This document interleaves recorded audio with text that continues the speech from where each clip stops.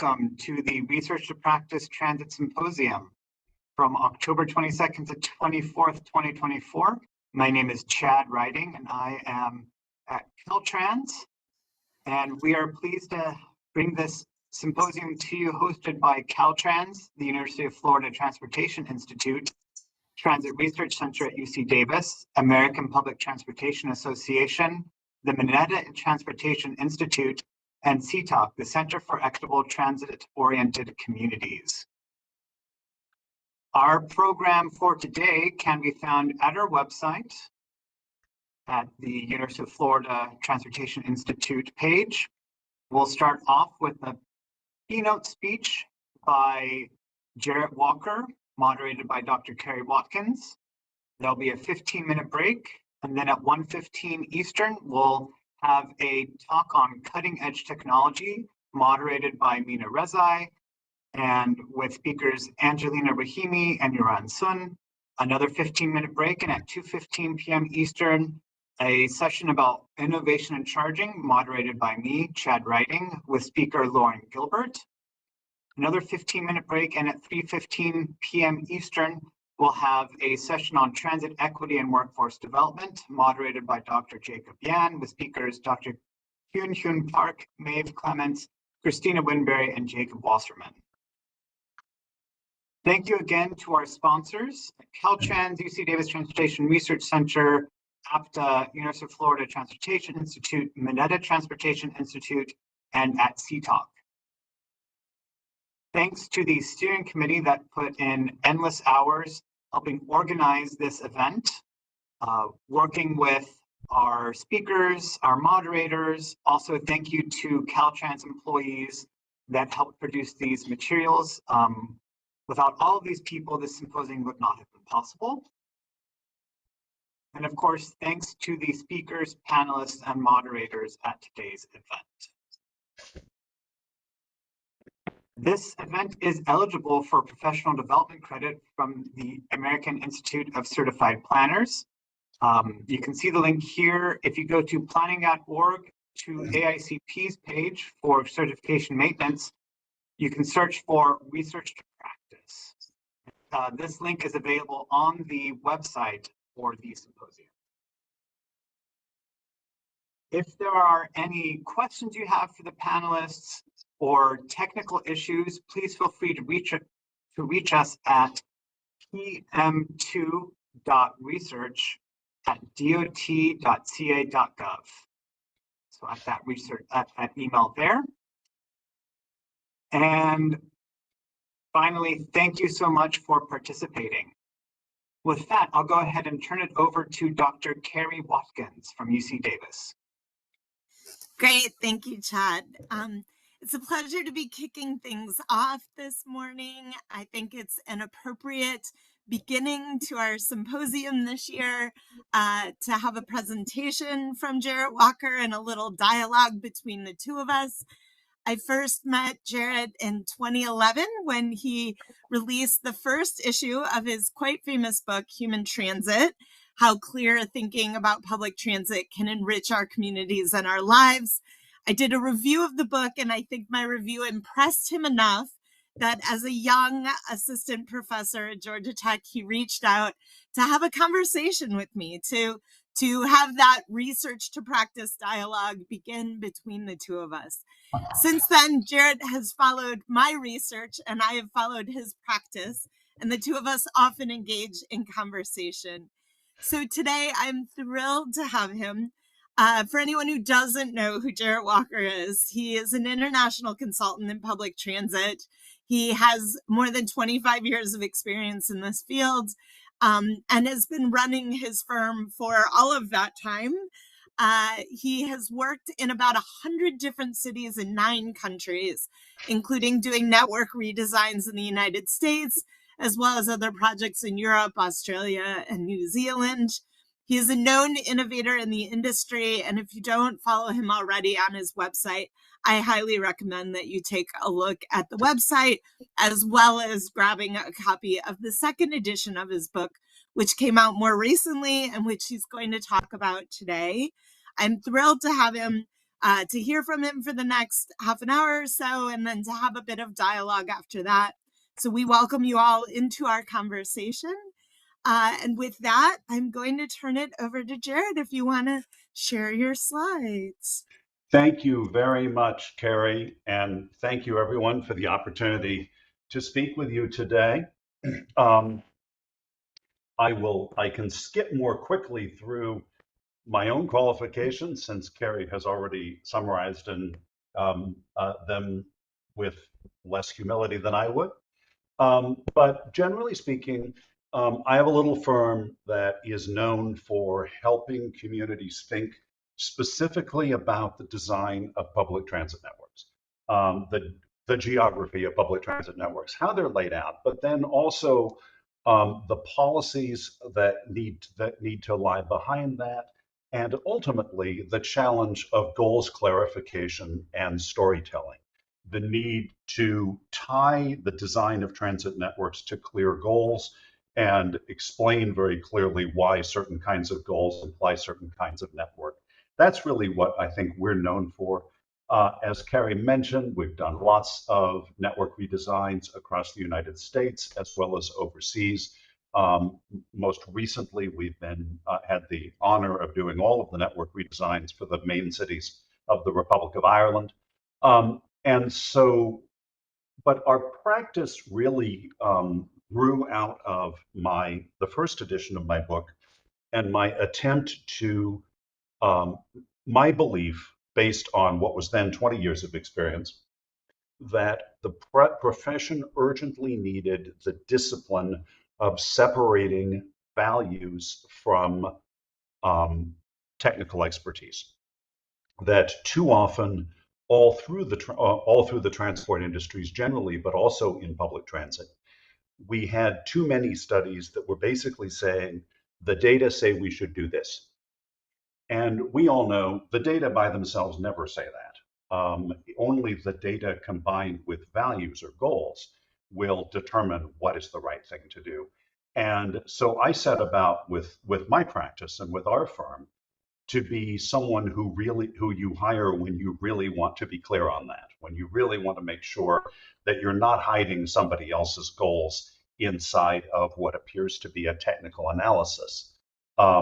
So when I wrote the original book, my goal was to provide something that any reasonably thoughtful and literate person could pick up if they wanted to find their way into public transit issues and form defensible opinions about them.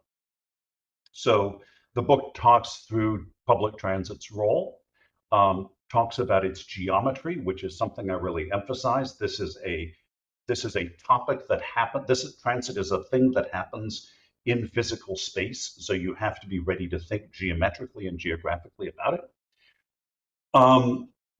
Looking through the geometry of public transit and essentially revealing that it presents us with certain difficult choices about competing goals and trying to make those conversations more visible and transparent. And finally, there's a section of the book that talks about what the geometry of efficient public transit means for the geometry of efficient land use planning. And I also emphasize very strongly when I talk about land use that I'm not just talking about the decisions that planners and developers make. I'm talking about the decisions that everyone makes when they choose whether to locate anything, including their own home or business. Now, the first edition came out in 2011, and along about last year or so, 12 years later, it became clear that however immortal the arguments of the book might be, so much had happened that a book that said copyright 2011 was going to be presumed to be out of date on this topic, because we had, of course, an enormous amount of very well-funded aggressive messaging telling us that everything that we knew about public transit in 2011 is clearly obsolete because all these incredible new technologies are happening. The other thing that, of course, happened in that period was a pandemic. So it was necessary to first of all add some material at the beginning that pushes back more forcefully and specifically on technology hype. that talks about how various technologies, driverless cars, electric cars, microtransit, and so on, fit into the overall scheme of urban transportation, and very importantly, why large vehicle fixed public transit is not on the way to being obsolete in any imaginable future. There's also a very important new chapter on planning for diversity. And this takes its chapter from an inspiring outburst by Elon Musk, in which he talked about how public transit exposes you to a bunch of random strangers and how terrible that is. So the new chapter is called A Bunch of Random Strangers, and it talks about why the presence of a bunch of random strangers is actually the foundation of transit success, and why we need to be careful when our elite decision makers bring their set of assumptions based on their experience as motorists and demand that we design our public transit systems around their tastes. So this is a dynamic that I call elite projection. By elite projection, I mean the tendency of fortunate people to refer to their own experience when making policy. So one story I tell about this is that I was once at a reception where there were a bunch of urbanist movers and shakers in a particular city, and I was talking about this, and one of the women who was there, who was the chair of the architecture department of a major university, said, as though this were a response to my argument, "But I simply wouldn't ride a bus. I simply wouldn't ride a bus." And I realized at that moment that I had to practice saying, congratulations, you're in a very elite position in the society. That means there aren't very many people like you. And because there aren't very many people like you, it would be really foolish for us to design a mass transit network around your personal tastes. So that's what I mean by elite projection. And it's something that we always have to be gently and constructively confronting when we are interacting with elite decision makers. There's also a section there challenging the fallacy of the choice rider. I'll talk about that a little later. Finally, there's a much more expanded discussion of the whole issue of location choice, which I'll also come back to. But the most important thing is the new focus on freedom, or to use the more technical term, access, or to use an even more technical academic term that will inspire nobody, accessibility. But I think those words all refer to the same thing. When I wrote the first edition, I was not very clear about this, and I think the first edition shows that I'm groping toward this idea, but don't really understand it yet.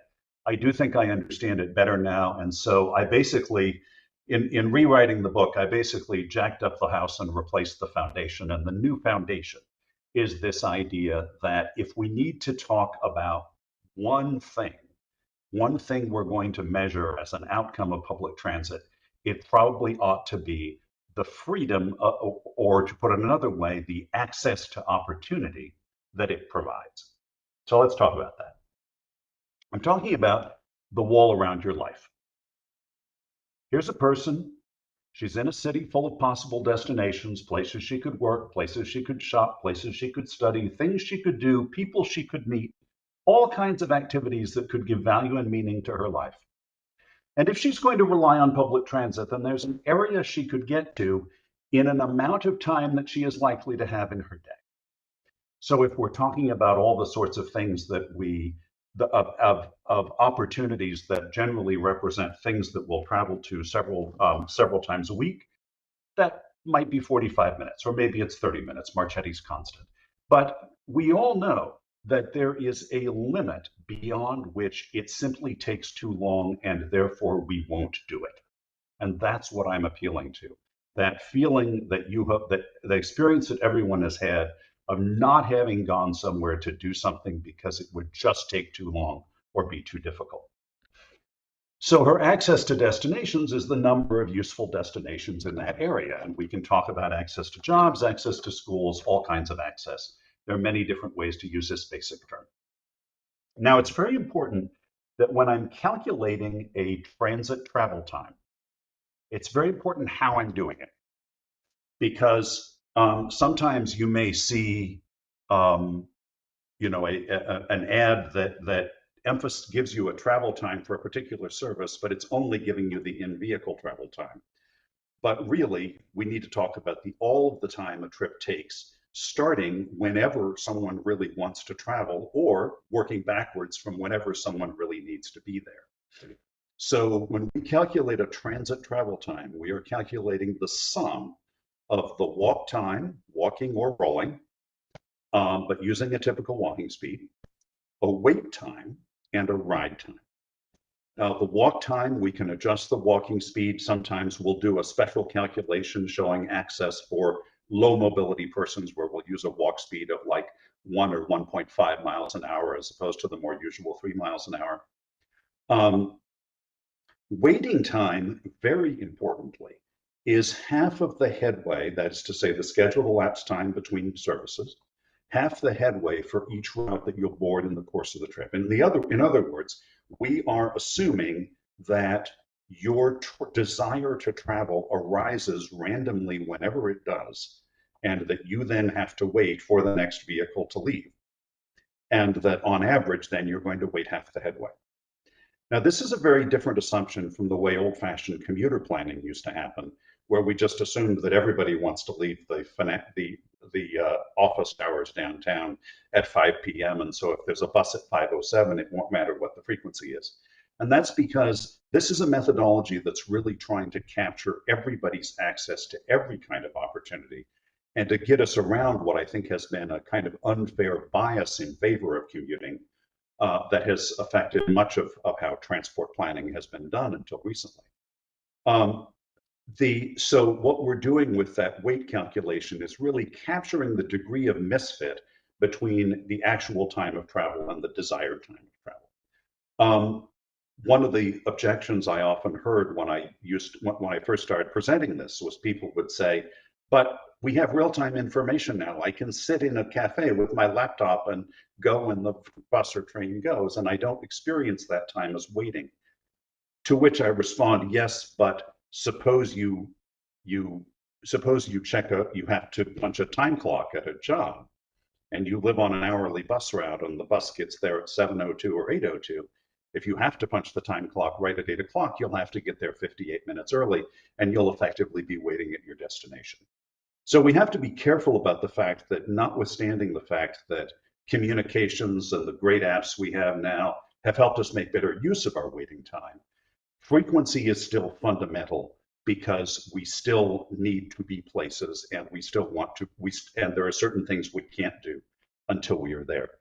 And then finally, of course, the third element, the riding time aboard the vehicle. So we sum those three things up for each possible trip. So what does that look like in a study? When we did the Dublin network redesign in 2019, I wanted people to visualize wherever they were. And in fact, we actually created an interactive tool that let people look these things up for any location. Here's a little sample of the first draft process of the Dublin network redesign. The important thing to know here is that in all of our maps, we use hot colors to indicate very high frequency. So the red lines meant service every 15 minutes or better. It was very messy. It was very complicated. This is the north side of the city, and it was almost entirely radial. The frequencies were going into the city, but not orbitally, perpendicular to that. So we proposed instead a network that was much more of a grid of radial frequent lines intersecting orbital frequent lines. But the point really was why? The enormous question we always have when we do a network redesign is that a network redesign is going to disrupt lots of patterns that lots of people are used to. And everyone who is used to their pattern of the bus doing what it's always done is going to be angry. How do we get elected officials to sit through that anger and nevertheless proceed? We have to have a really powerful story. And too often the story has been just a ridership prediction. And ridership predictions are too uncertain, they're too hard to argue about, and they're frankly just not, and frankly, ridership is just not that predictable because it's affected by so many externalities.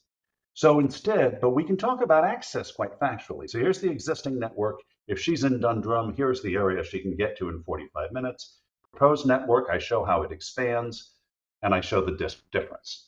Jane, if she's in Dundrum, can get to 25% more jobs or educational opportunities in 45 minutes. And I want to say on some sense that means she's 25% freer. We sum that up now. So for that particular location, Dundrum gives us that figure plus 25%. So I color in that particular cell and show the whole city in terms of where access has gone up, where it's gone down. The brown cells where access has gone down are either very affluent, low density neighborhoods, or in some cases, open spaces. People who know the city can see that this is a pretty broad improvement. But then we average across the population, and this gives us the soundbite that we just hammered over and over to get this thing across the line. The average Dubliner can get to 16% more destinations in 45 minutes. In other words, the average Dubliner just has 16% more options in their lives. And it was precisely by talking about it that way, it was by having the courage to make that kind of broad statement that we cut through and managed to sustain the plan in the face of enormous numbers of people being angry about various details of it. Now, I want to emphasize what I just showed you was not the final plan. It was the first draft plan, though lots of further changes were made to respond to many of those concerns. Still, lots of people are angry, but the reason the project is going forward is fundamentally this, that the city desperately needed to get more people onto public transport. It desperately needed for fewer people to own cars. And if people were going to choose not to own cars, they needed to feel liberated by their other options. And that's exactly what we were measuring. Would people feel free? So why has access turned out to be such an interesting measure? It actually touches several different things that different people care about. And so I can take the same measure and describe it in a way that talks to several different concerns. So for one thing, as any economist will tell you, the whole reason we all get together in cities is in order to have access to the opportunities that are created by each other's presence. A city is a labor market, or so an economist who's thinking in labor terms might say that a city is fundamentally a labor market whose effectiveness is measured by commute time. I might say more broadly that it is a center of access, a place where people go to be in the presence of other people. And therefore, the functionality of the city is fundamentally measurable to the extent to which it is, in fact, easy to go and access those other people and the various things that their presence presents. All the kinds of opportunities of life, not just jobs and education. But the second interesting thing is that this turns out to be an awfully good proxy for ridership. Now, of course, ridership is not predictable because it's affected by externalities like pandemics or economic events. But what we can do with access is isolate the way that the design of the network affects ridership. So when I present a network design proposal and I am asked inevitably for a ridership prediction, I will say in all honesty, I can't give you a ridership prediction because all kinds of unpredictable things happen. Anyone who gives you a ridership prediction should be asked whether they predicted summer 2020 ridership in 2019. And only if they did should we be interested in their predictions. But what I can do is describe how the network design will affect ridership. And I think a network design will grow ridership in proportion to how it grows access. And we're starting to see more and more academic work that's building up that argument. So again, it's not a prediction because there will be other external factors that also affect ridership, but it is a description of the aspect of ridership that network design controls. And finally, of course, I'm simply talking about personal freedom. And the reason that I have insisted on describing what is technically called an isochrone as the wall around your life is I want people to think about it as being like the wall of a prison, a wall beyond which are opportunities that you just can't get to because it's just too hard to get there. And that presents the opportunity, which invites people to think about what it might mean to knock those walls down or move those walls outward. Finally, of course, I've talked about all this in transport terms, but you could very much use the same tool to assess land use decisions and the effect, for example, of urban densification, urban consolidation. There are obviously two ways to expand access for someone. One is to make her blob larger. The other is to put more cool stuff more stuff that she values in the area she can already get to, which is what urban densification is. So I've talked a little bit about ridership prediction. I just want to be clear that when ridership prediction is done, it actually has something like an access calculation inside it. There are really two steps: looking at the geometry of the network in relation to the land use pattern, and from that calculating what kinds of trips are possible in travel times that will be attractive, which is essentially the access calculation. And then the addition of a whole bunch of social science factors derived from studies of human behavior to get to a ridership prediction. What I want to do is say, just stop at that first step and let's make that first step visible, and let's stop and ask ourselves how much we really need that second step. Obviously, we want predictions. We're desperate for predictions. Almost as soon as a child learns to talk, they start asking for predictions, right? When will daddy get home? We desperately want to know the future, but that doesn't mean we're entitled to know the future. And one thing I think that we can be confident of is that the future is going to continue to have unexpected shocks and reversals that will affect all kinds of things. But a purely geometric calculation, which is what the access calculation is describing something that will endure, because it is not going to be affected by human behavior. This is the thing. Rather than trying to predict what people will do, we are simply trying to expand what they could do. And we're saying that that in itself is a worthwhile outcome. Just expanding what people could do and letting them have the freedom to surprise us about what they actually do. So if you're interested in this whole philosophical question about whether we could live with less prediction, I want to refer you also to my paper in the Journal of Public Transportation called "To Predict with Confidence, Plan for Freedom," where I sketch out this idea in a little more detail, including with a science fiction excursion that some of you might enjoy. Let me go into a little more detail about some uses of access analysis, just so you get the sense of some of the range of different kinds of conversations that it's helped us with. In Portland, where I live, we have done a bunch of work around the proposed system of bus lanes called the Rose Lanes to improve the flow of bus service in our city. And rather than have a conversation about the speed of the buses, the problem with this conversation has always been that we're going to do a bus lane that's going to take out some parking. It's going to make a whole bunch of people mad. And the statistic that comes out of it is usually something like, we're going to save 4 minutes, or we're going to go from 15 miles an hour to 16 miles an hour. A statistic that makes the result look small. So we said, okay, well, let's think about that differently, and let's think about how to describe that in terms of the wall around your life. So here are just we've selected a location. This is a major community college campus. So here we're thinking about like everyone who has access to that campus in a reasonable amount of time. But you could also think about somebody who lives at that location, and this is their access to opportunity from there. And so, for someone who lives there, the Rose Lanes project means 56% more jobs accessible in 45 minutes, 22% more residents able to access the destinations there, particularly the community college. Well, that's a large number. Those are quite large numbers, and they make a change of 1 or 2 miles an hour suddenly seem, as they should seem, quite substantial. But we would not have been able to win this argument, I don't think, if we had not translated those terms about speed into something that matters to people, like access to opportunity. We used access analysis in our recent analysis of the Chicago Transit Authority network. And this is an interesting example of using this to try to reframe the question of racial equity. So right now, the armature of racial equity in the United States tends to involve Title VI analyses, which are often about how much service is there in this neighborhood as opposed to that neighborhood? How many buses drive through this predominantly Black neighborhood as opposed to that predominantly white neighborhood? And I've been pointing out for a long time that, you can have lots of buses in a neighborhood by having a bus line that drives around in circles in the neighborhood but doesn't actually go anywhere.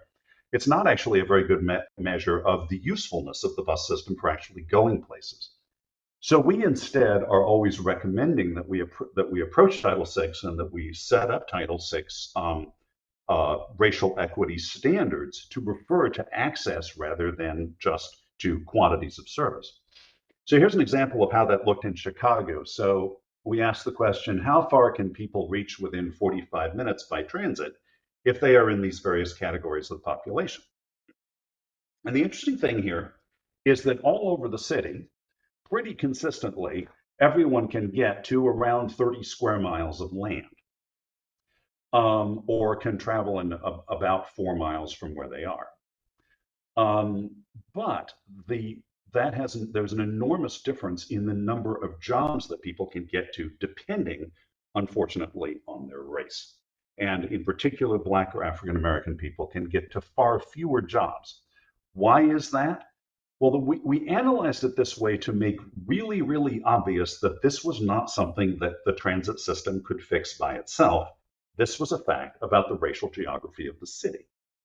So this map colors each zone of the city according to how many jobs are within 2 miles. And so you look at this, and if you know the geography of Chicago, you know that the southern third of the city is overwhelmingly Black. And the western fringes of the city are a mix of Black and Hispanic in kind of pie slices, but that most white people live in the center or northern parts of the city. In other words, overwhelmingly, white people live closer to jobs than Black and Hispanic people do. And that is what this is describing. Everyone can, all of these different racial groups can get to about the same amount of land, but the amount of land that Black folks can get to just has a lot less jobs in it, because so many Black people live in the far South Side, where they are, where the downtown, let alone the opportunities north of there, are not within a reasonable travel time for them. So the point I made to the Chicago Transit Board about this was, be careful thinking about racial equity, because this is a situation in which the inequity lies in the land use pattern. Another way to think about this is that mainly Black and Latino areas need more transit per person to access the same level of opportunity. They need more per capita service because they have to go further. And so the service they need, if you were going to try to equalize access to opportunity by race, they would need service that was more expensive per passenger. That means that if the only goal is ridership, you will struggle to justify an amount of service to Black and Hispanic areas that would approach an equalization of access. So most of you are familiar with the idea of a trade-off between ridership goals and coverage goals. That comes from a paper I first published in 2008, which is also explained in detail in my book.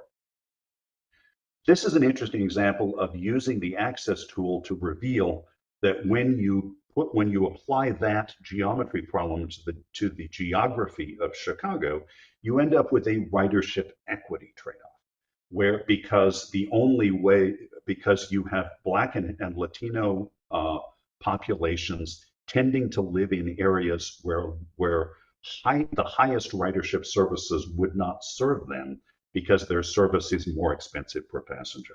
So you have to have a different reason. You have to have an equity reason to tolerate something other than the ridership maximizing network design, because the ridership maximizing network design would simply not serve them adequately. So this is important in the context of a regional conversation that's happening in Chicago about what the performance criteria for the network should be. Because we're coming out of a period where far too many people have been running on the assumption that the ultimate measure of performance of a transit network is ridership. And access analysis can become a really powerful way to make the point that, in fact, there are other very important goals that are reasons that many people support transit politically that are not measured by ridership at all. And this is one example of that. So generally, for more on access, I want to call attention to the Transport Access Manual. I think most of the leading academics who've had a role in access research in the last few years had some role in this manual, it's a good starting point for exploring all the complexities of access analysis.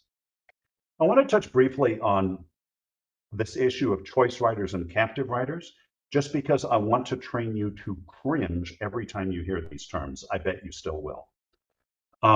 You will often hear the distinction being made between a person called a choice rider, for whom we are to imagine a person who owns a car, likes his car, and I have to make him leave his car in the driveway, as opposed to a dependent or captive rider, where we are meant to assume someone who does not have access to a car.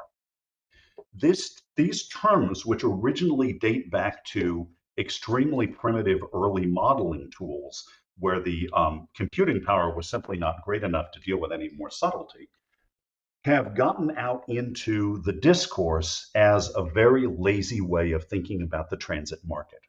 That the transit market is somehow divided, and what happens in the public discourse when these terms get out there is that it is easy for people to hear, okay, dependent riders are stuck with transit, therefore they are not sensitive to transit quality, and they will use transit no matter how bad it is. And that is false. That is absolutely false, and that is a view that needs to be very firmly pushed back on. During the late teens, for example, before the pandemic, we saw an overall downward trend in transit ridership that was very directly connected to the relatively low cost of buying a car at that time. There were lots of low-cost car loans. There were lots of opportunities for people on the financial margins to figure out a way to buy a car. And what we saw across many transit agencies was that riders that they thought of as dependent were in fact disappearing. So everyone has to be thought of as making a choice. The most important thing to understand about choice or dependent riders is that it is a spectrum, and almost everybody is in the middle.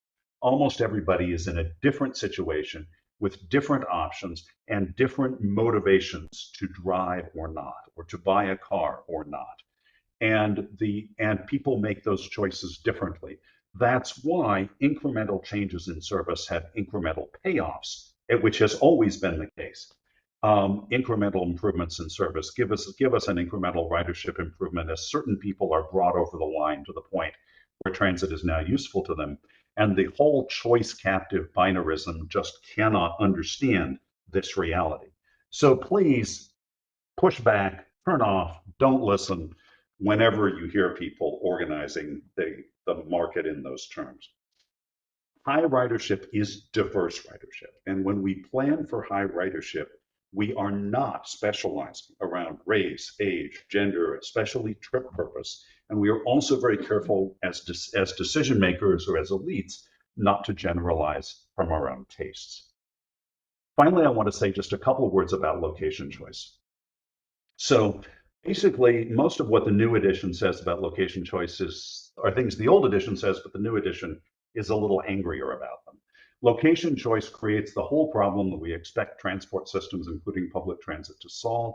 As people berate transit authorities for failing to solve the problem, they should remember who chose to make that problem easier or harder by choosing where some important destination would be and how it would be laid out.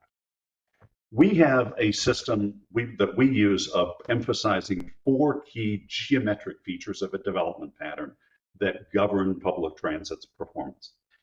Many of you are probably familiar with Robert Severo's 3Ds or 5Ds that have been out there as another heuristic for thinking about this.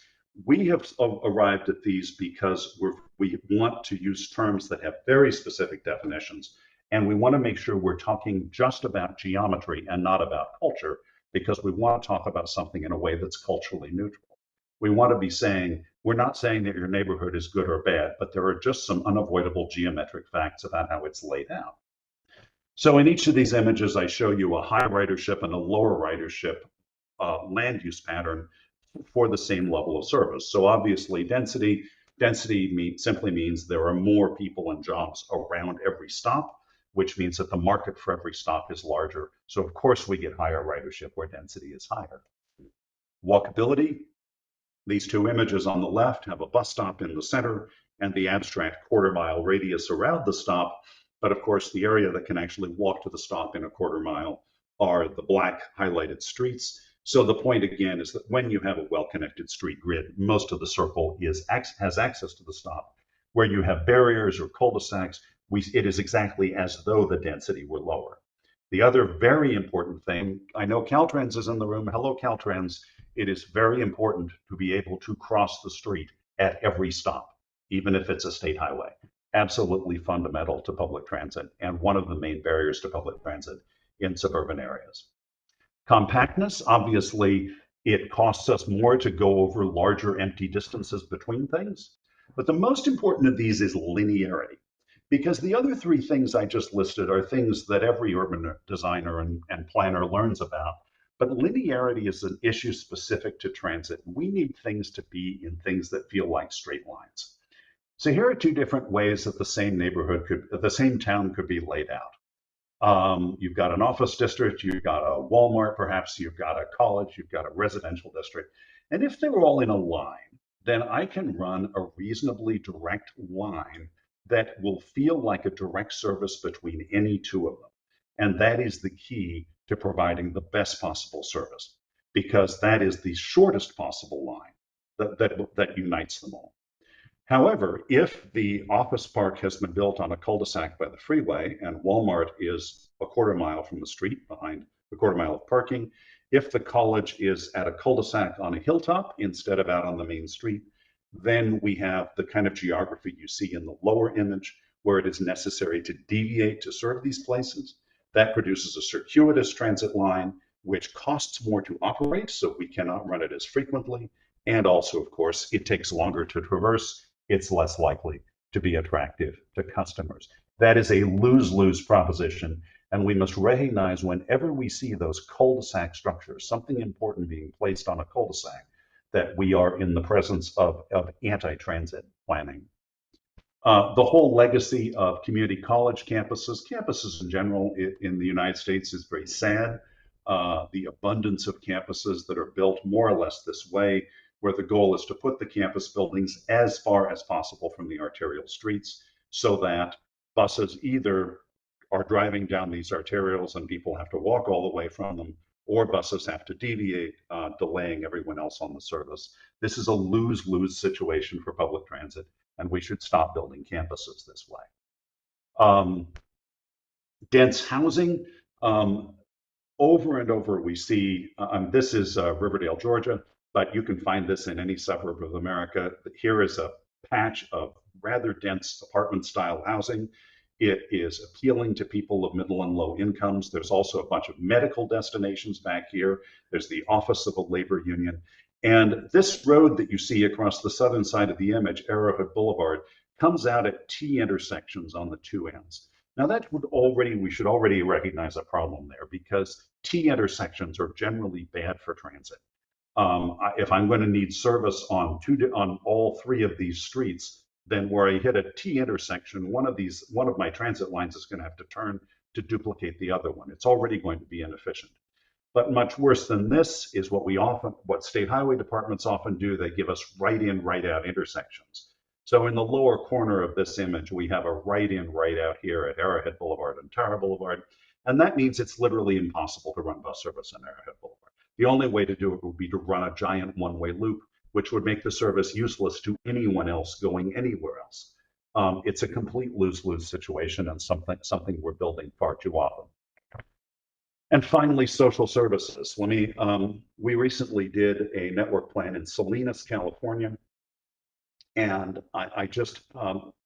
we encountered the usual frustrations about where social services are. This is the south side of Salinas, and the lines you see here are the transit lines, the network redesign that we did.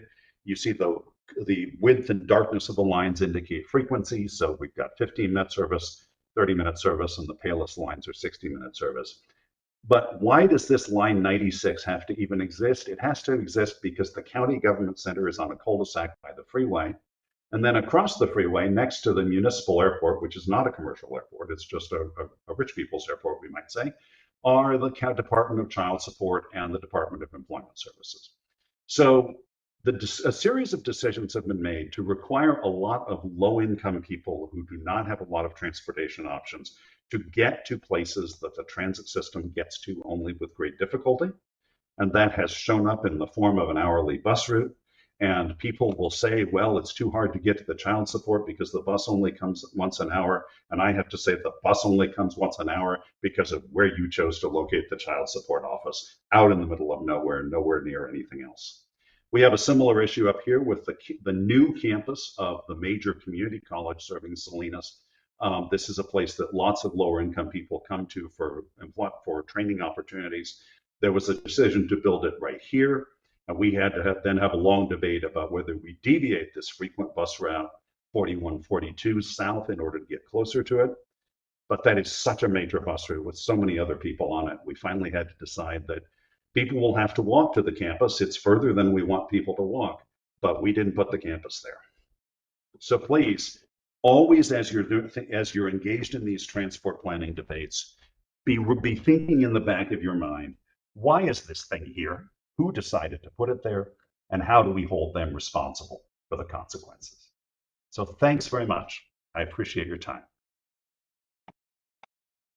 Thank you so much, Jared. I really appreciate it. I have so many questions for you. I kind of want to start with where you just ended, because I feel like the land use piece of this is huge, and it's what we keep coming back to, these ideas, of access and linearity. And I've been using your book to teach these concepts for a long time, but I've long been trying to figure out, how do I actually get to the developer community? Because I think your last point about, the government buildings, like there are definitely decision makers that I do have access to that I can emphasize these points with.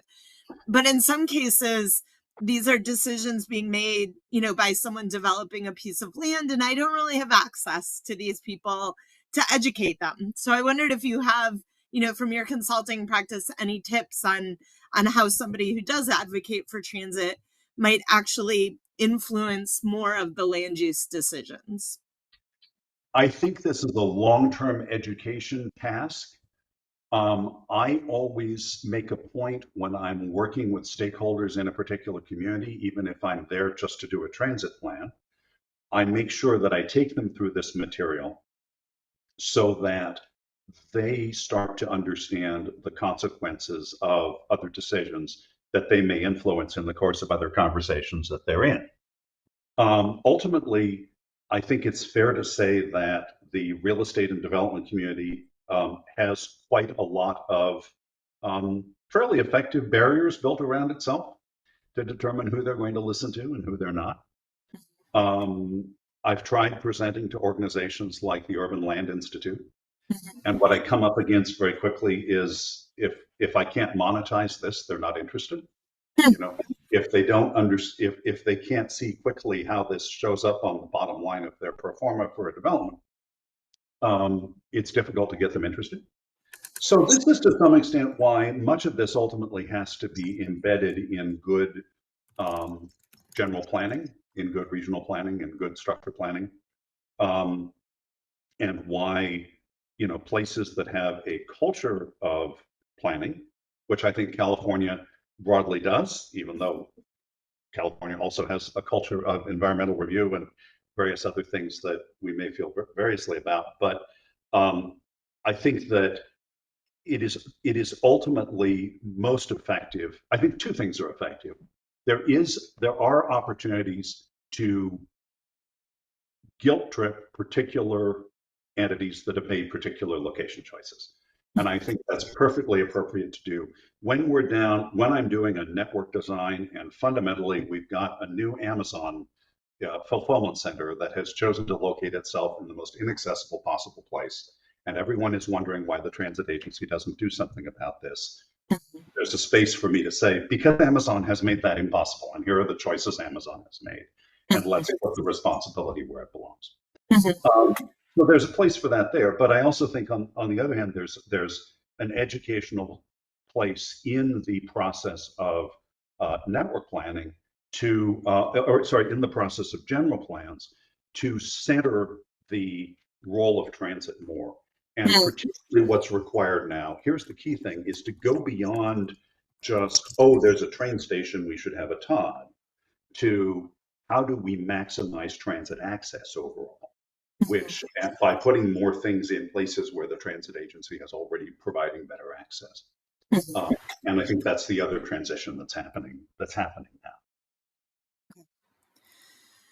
So you brought California specifically into the picture, and we definitely have listeners from across the country and even beyond the U.S. But this is a Research-to-Practice Symposium put on by the Caltrans, and I'm now in California as well. So I want to ask you my big question. Since I get free Jarrett Walker time, I'm going to take advantage of that. I'm a member of our state Transit Transformation Task Force. The whole point of this was that we had legislation that rescued the transit agencies that were particularly affected by the fiscal cliff. And they don't want to keep rescuing the transit agencies year after year. So they want us to change policy in as many ways possible that we can increase transit ridership to try to get our fare box back, beyond what it was pre-COVID. And in particular, they are very concerned with climate goals in the state of California and how we reduce vehicle miles traveled. Because we know that as much as California has done around electrification, just having EVs everywhere is not solving all of our problems. And just that alone is not even going to solve climate problems, let alone, health and equity and efficiency and all of these other things that you often talk about. So the state of California put out there to us as a task force, how do we double transit ridership in the state in 10 years, right? So big, lofty goal, right? Not just, these small tweaks and things like that, but they want to do that level of mode shift. So I put out to you, if you were on the task force with me, what would be your first advice to the state of the biggest problems we have to fix that would actually get us towards that level of ridership? And I hate to bring it back to ridership because I think you're right about the access piece, but let's say for a minute that that's what we're concerned about because we're worried about VMT. How do we actually double ridership in 10 years in the state of California? I think it is worth, you've captured a couple things when you've set the metric as being ridership. We can certainly work with that, but it's worth poking that a little bit and making sure you're clear on why ridership is the metric, because for some people ridership is just revenue, and for other people ridership is VMT reduction. Right. But of course, you could also get VMT reduction with reducing fares, which wouldn't increase revenue. So there are you've got to be careful about the metric, because again, if the metric is purely ridership, then sure, reduce fares. Come up but the big challenge is how do you fund the expansions of service that are needed? And this is the real thing, because to get ridership, you have to run service. Look, in 10 years, I think there are a couple things that I would focus on. 10 years is enough time for housing policy and land use policy continuing along its current path of transformation to produce considerably more transit-oriented land use patterns if local governments are appropriately planning around their entire frequent transit networks rather than just obsessing about rail stations, because there aren't enough rail stations. And I think the key is access-oriented planning there.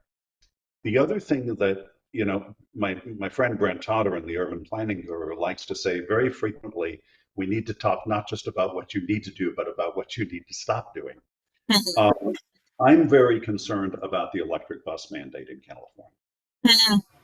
I'm very concerned that the unforgiving nature of that mandate is going to lead to trade-offs in which we have much less bus service so that bus service can be electric. And that needs to be registered very clearly as a negative with regard to the ridership goal. This is something that's coming up in place after place now. TransLink in Vancouver recently did a piece of research where they essentially calculated how many people need to be on a bus for that bus to be net climate positive, even if it's a diesel bus. And the answer was between 3 and 4. Yeah. So I think we're going to, I think as we run up against the limits of particularly what battery electric technology seems to be capable of, we're going to have to reopen that conversation. And I think your committee may be an appropriate forum for reopening that conversation, because I think the electrification vision has gotten detached from what it means to have a high ridership vision. Yeah. Many people in the state agree with you. I've gotten an earful from several agencies that said if we were allowed to spend that money on our primary focus being mode shift, we would have a much greater environmental impact than shifting, already largely sustainable vehicles to EVs. Yeah. Right. So the other question that I really wanted to get in was, as a practitioner, someone who is in all of these different communities, what is your advice to me as a researcher as to what you don't think we understand well enough yet, right? What is the chapter that the next edition of your book you would love to have, a bunch of new source material for that comes from the research world that you feel like we don't understand well enough yet that you would pose to us researchers to do more work on? I think that often the motive that you're operating on in the academic environment is understandably to come up with something new, which often means to add a nuance, to add a subtlety, to add a detail. I think that what we need in the practice is more and more work solidifying the bigger, simpler argument. So, for example, what is the relationship between access and ridership? A number of people have done some work, including Professor Elganady, whose office I'm borrowing at the moment, David Levinson, and so on, who have done great work on that. But how far can access take us? What are we capturing? What are we missing? And here's the thing. It's always tempting to say, okay, the opportunity to write a new academic paper is to catch something we've been missing. But we also just need reaffirmation about the basic approach. And it's perfectly okay for there to be, 100 studies saying basically the same thing, because that will make a stronger impression and build a stronger argument.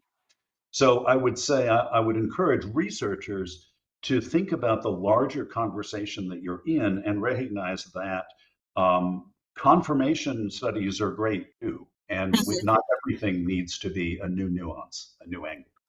Okay, great. I appreciate that. So the next one that I want to ask you, we still have a couple of minutes left, so I can get at least one, maybe two more in. We've been talking a lot here at our transit center at UC Davis about care trips. We have a director and a co-director who are both female. We have a lot of female leadership. We've been very fascinated by the idea of mobility of care. And we've been reading definitions about that care trips are more than just taking care of children or elderly, that many of our household trips that we take, to get the groceries or to go to a doctor or, various things, these can all be defined as personal care trips even. And when you broadly use that definition of care trips, we actually have more care trips than work trips that people engage in a daily basis, particularly post-COVID. And so thinking about the core concepts of transit, I think access is hugely important there, of course. But I wonder if you have other advice about what transit systems should do that are focusing on how do we have more non-work trips on transit and move away from that commute-centric way of planning? I think care is an interesting and useful frame, and it's useful for certain audiences, and it's useful for winning certain arguments with certain people. And so I think it's certainly a valuable frame to include. I think the way the way access analysis sits with respect to that is that it's a frame that is appealing to people who are activated by the concept of freedom and opportunity. And so I think that, you know, it's understandable that we have a conversation about care, which tends to evoke images of more vulnerable people, or of those kinds of need-driven trips. But I want even people in that situation to be experiencing a degree of freedom, right? I want people to be able to get to 2 grocery stores and not just 1, so that they can choose, right? And so I think there is a freedom dimension even there if we're going to define a minimal standard of care. I think those 2 conversations, those 2 frames are quite complementary. Yeah, great point. So I see that we're bumping up against 10 o'clock, and I would love to keep going. I always enjoy our conversations, but I think in the interest of keeping on schedule, because as 2 transit planners, we're very tied to keeping on schedule, I'm going to close things out there. Thank you again so much, Jarrett, for joining us for this year's Research-to-Practice Symposium, and I look forward to talking more soon. Thanks, everyone. Have a great conference. Take care. Bye. Thank you so much, Jarrett. Really appreciate it. And thank you so much, Carrie, for moderating that session. Lots of things learned. I know I had lots of notes from that session that I learned. We are going to go on break for 15 minutes, and we'll be back with a session about cutting edge technology in transit. So thank you, Carrie. Thank you, Chad. Hi all, welcome to the second session of Transit Symposium. I'm Mina Rezai, Senior Transportation Planner at Caltrans Division of Transportation Planning, and I am the moderator of this session, which is using cutting-edge technology in transportation. We have been lucky that our 2 speakers today are both on, like, one of them in the practice side and one of them on the research side.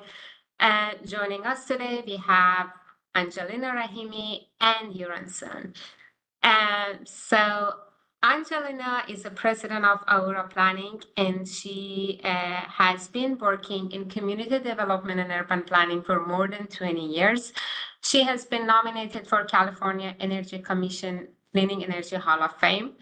And her main focus in Aura Planning is providing suitable and equitable mobility solutions to mainly for underserved communities, and empowering them, making sure that they are involved in the clean energy and clean economy. And Yuran is a PhD student at the Department of Civil and Coastal Engineering at the University of Florida. She has a strong background in statistics and got her master's in National University of Singapore, and her research focuses is on enhancing the reliability and accuracy of public transit, especially for predicting bus travel times, which her presentation is mainly about that. She uses statistical methods, AI technologies, and data analytics method to predict bus travel times and make sure that the public transport is reliable. So thank you both for joining us today, and thanks all for joining this session. We will start with Angelina.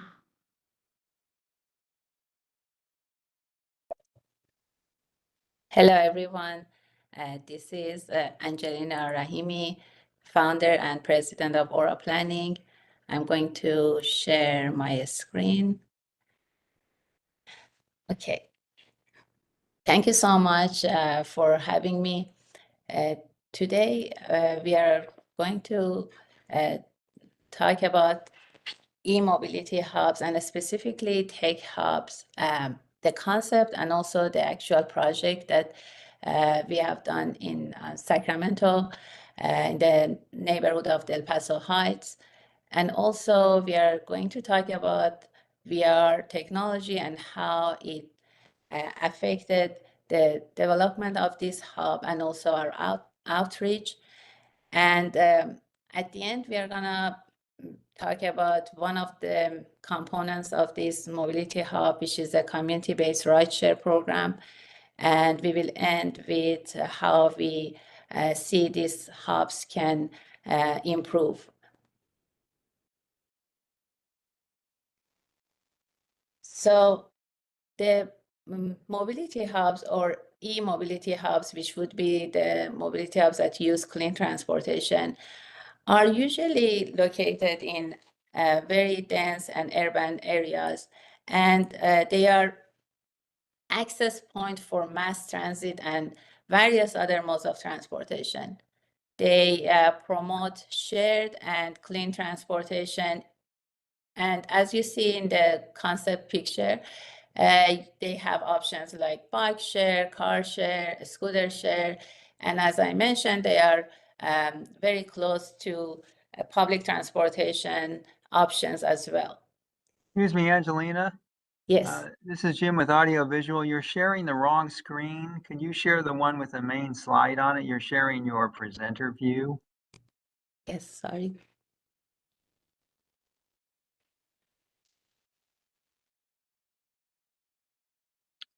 That's better. Thank you. Yes, I'm sorry. Problem. So good thing that we haven't missed much. So as you see in this image, the e-mobility hubs located in dense urban areas, as I mentioned, they are close to public transit, and they are providing shared and clean transportation. But what are take hubs? Take hubs, the concept of take hubs started when in Sacramento we had this need for adding a few chargers at this underserved neighborhood of Del Paso Heights. And we wanted to make sure that we can provide rides to this nonprofit called Green Tech to their students to get to the job training centers. But then from that concept, we kept adding other features and came up with this idea of transportation equity community hub. That's what we call them. And the difference between these ones, which are form of mobility hubs, but the difference between these ones and the mainstream mobility hubs are the fact that they are located in underserved areas, and they are in suburban areas, they are in transportation desert areas. They provide affordable charging and rides for the community members, and also by adding battery and storage, we provide they can act as a resiliency hub. So I will show you more about how they act as a resiliency hub for the community. So you may ask, why do we need tech hubs in underserved communities? I would like to start this with a story. There was this refugee single mom that reached out to us, and she wanted to have jobs. And we, through another program, provided this opportunity to her to be able to have a full-time job. But then we realized that even though that job is there, she cannot get there.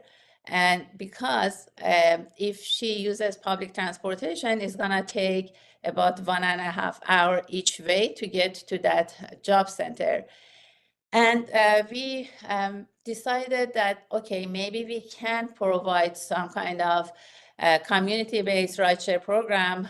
So we just borrowed one car from Green Tech, and we asked this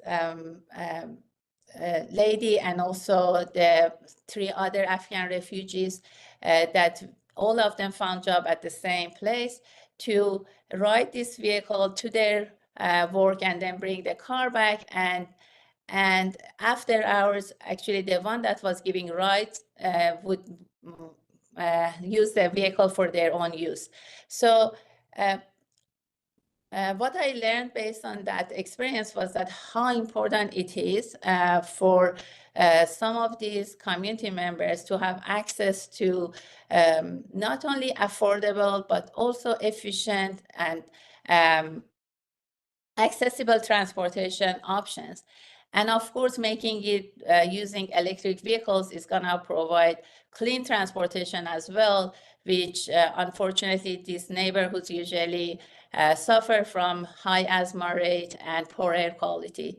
So that experience told us that if we can provide a hub in these communities that not only provide charging infrastructure that other community members can use for their own electric vehicles, but also provide these transportation options, then which are affordable because they're community-based and because they are shared, then we can address all those problems. Next slide. As you see, this is a case study, the El Paso High Tech Hub, or another name for that, which is Green Tech E-Mobility Hub, was the partnership between Green Tech, who is the owner and operator of this hub, which is a nonprofit, and many other funding agencies and also partners such as Air Quality Management District, SMART, which is our utility provider in Sacramento, and City of Sacramento and other partners. So this mobility hub is actually built, and some of the programs we are working on running those programs, but the infrastructure is completed.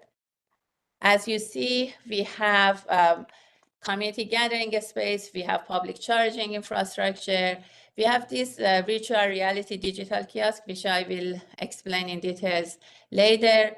We have car share and ride share and bike share programs here.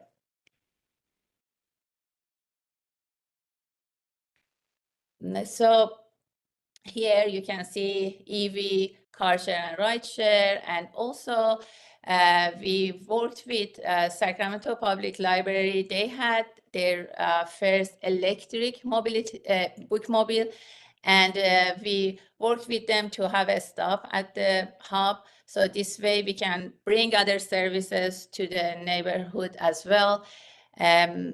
As I always remind others, transportation is not just about taking people to their destinations. Sometimes it's about bringing those destinations to people. Similar to this example that we are bringing libraries to the neighborhood, or we can bring job center, job training opportunities to people. Or another example, which everyone is familiar with, is like food trucks. You can bring food and other services to the community. So this digital kiosk, which acts as the e-bike charger, but also it is off-grid, so it has battery storage and solar, and we can use it for not only charging bikes, but also charging small devices.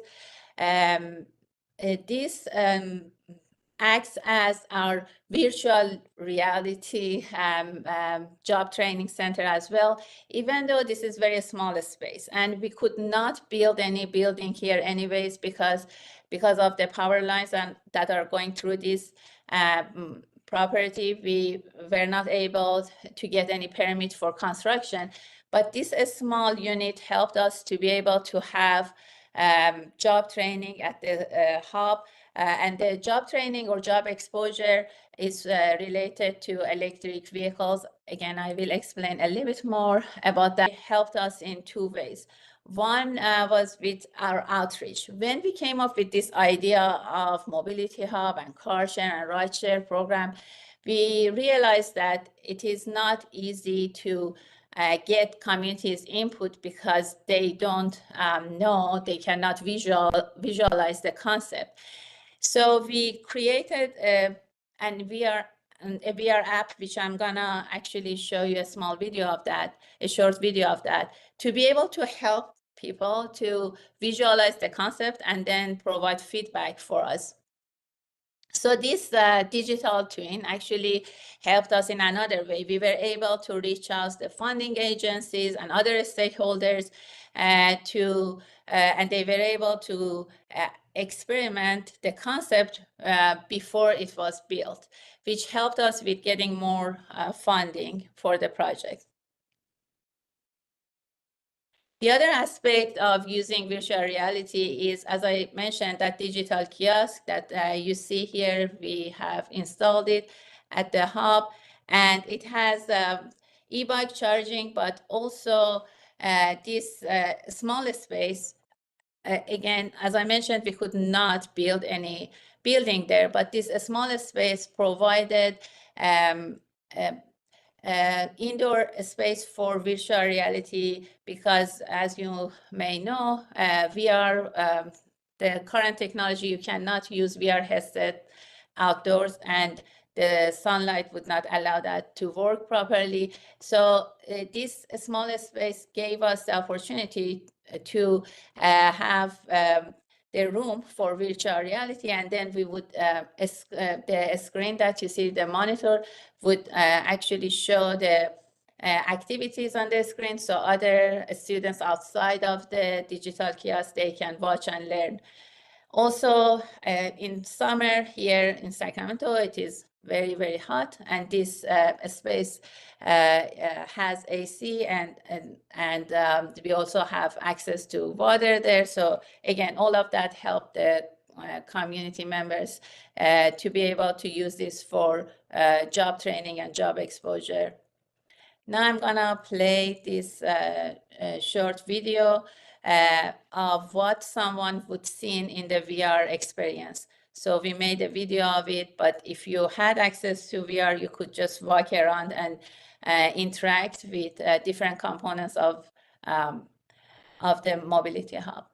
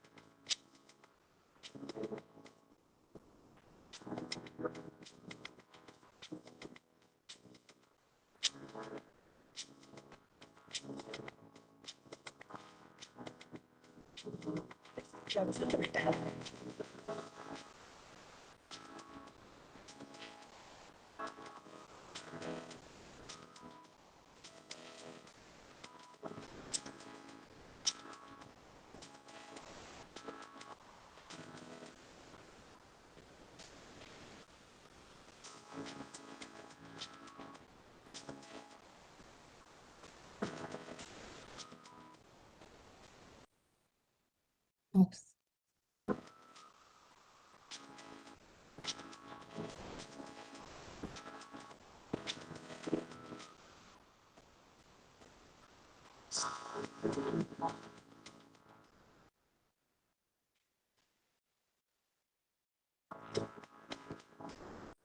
So as you saw in the video, we used virtual reality inside that digital kiosk.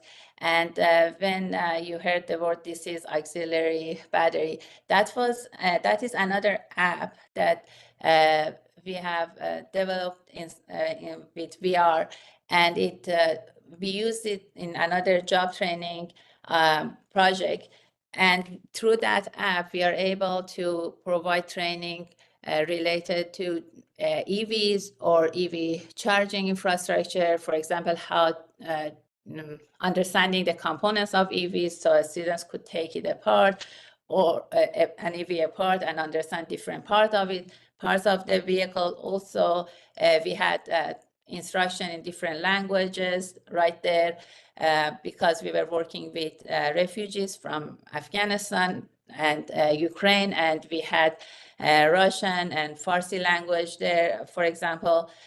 So you really didn't need to know the language or to know anything about EVs. You can use the app and explore and understand and learn about batteries and how to install level 2 chargers as well. So I'm gonna now move on to the ride-share program that I said I'm gonna explain a little bit more later. So the community-based ride-share program that we are going to launch in early 2025 at the Green Tech Mobility Hub is the result of realizing that the cost of transportation is really high for these community members. But when we did our outreach, we realized that because most of these people have part-time jobs, minimum wage jobs, and they have to jump from one job to another. Even if there is public transportation options for them, they are not able to, and there is not enough time between two jobs to be able to get to the next job, or they have to drop off their kids at a school and then go to this job, and where the school is and where the job is impossible to only use public transportation for getting to their destinations. So because of that, and also, okay, you may say you can call Uber, but as all of us know, that would be very expensive to use Uber 2-3 times a day, almost impossible. So we thought that maybe we can use the technology again this way to be able to provide a program that works for the community. It is affordable and it is self-sustaining.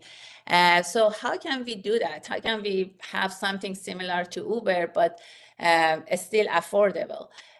So the answer was by sharing the rides. So if instead of one person, we have 3 people in the car, then the cost of the same ride would be cheaper. Also, since we are using electric vehicles, the cost of charging is way less than cost of fuel. And the reason is that we are working with our utility, and at the Mobility Hub, we have, or our Tech Hub, we have access to the best rates because we worked with a SMART to build this hub.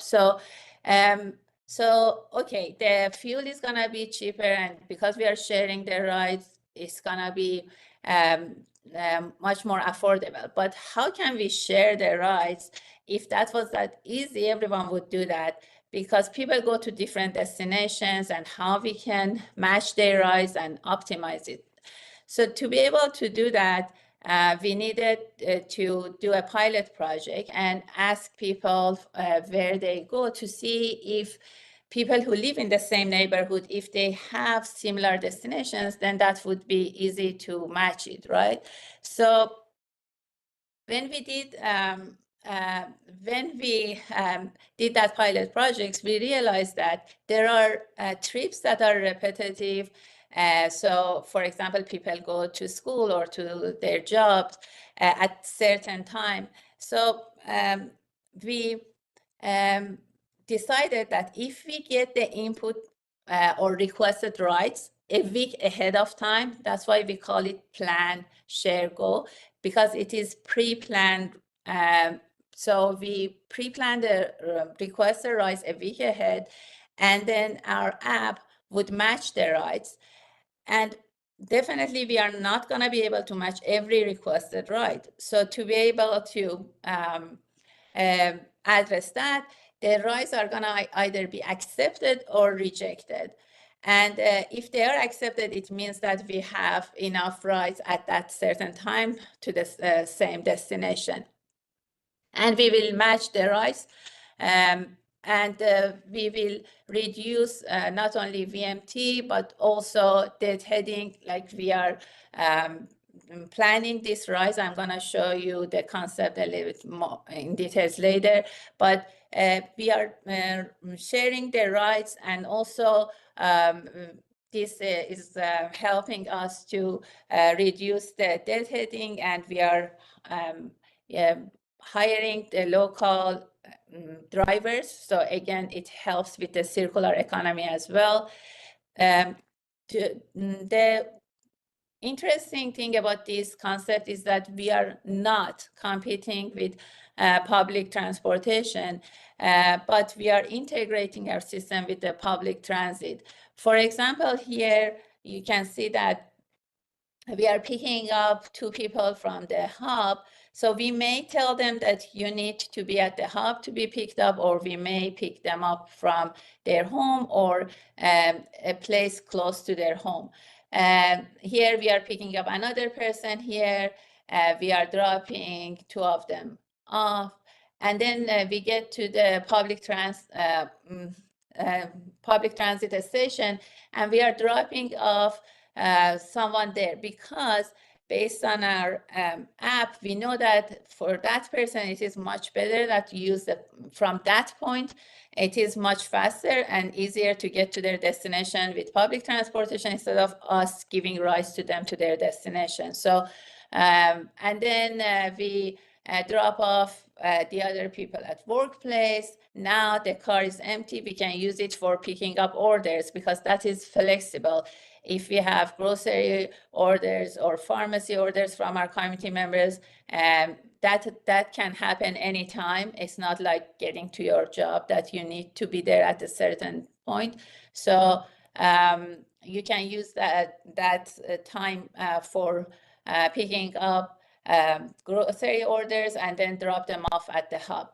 So as you see, the other benefit of this program is that if you there's no pre-planned route, even though we are showing it like a circle here, but this route can change the next day, and then can change the next day. It's not a fixed route. It is based on the requested rides that we got ahead of time, and based on the fact that if those rides are needed to happen at certain time, or they are flexible. For example, someone says that I have to be at work at 8 a.m., then that is our goal. We are gonna plan this to get there at 8 a.m. But if someone says that I need to go to grocery store and doesn't matter what time of the day, then that route would be flexible, which would help with planning our route. Next slide.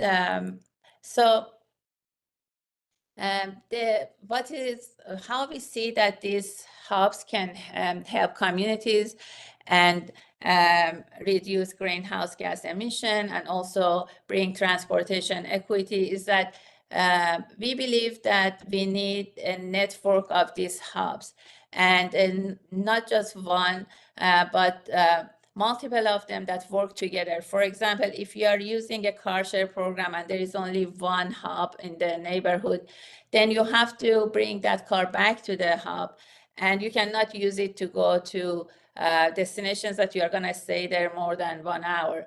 But if you have multiple hubs, then you can drop off the vehicle in another hub and pick up the vehicle from the other hub and match your needs much better. So in Sacramento, based on this successful example of Green Tech Mobility Hub, there are plans to build over 40 of these hubs in underserved communities, and to be able to, in the future, create this network of hubs. Thank you so much.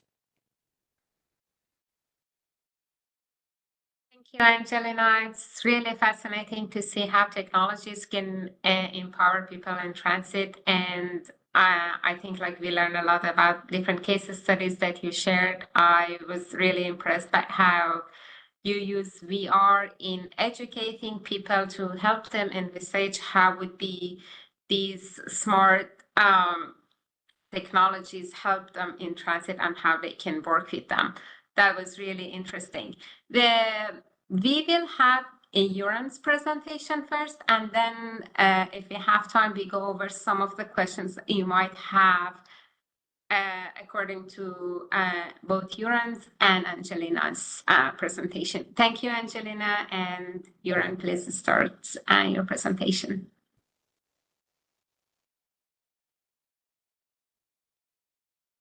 So I think like Angelina needs to stop sharing.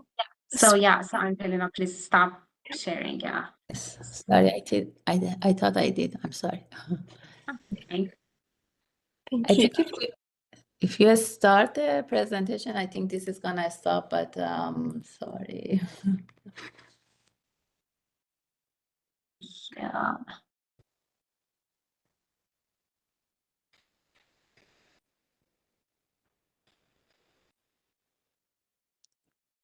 Can you please start your presentation?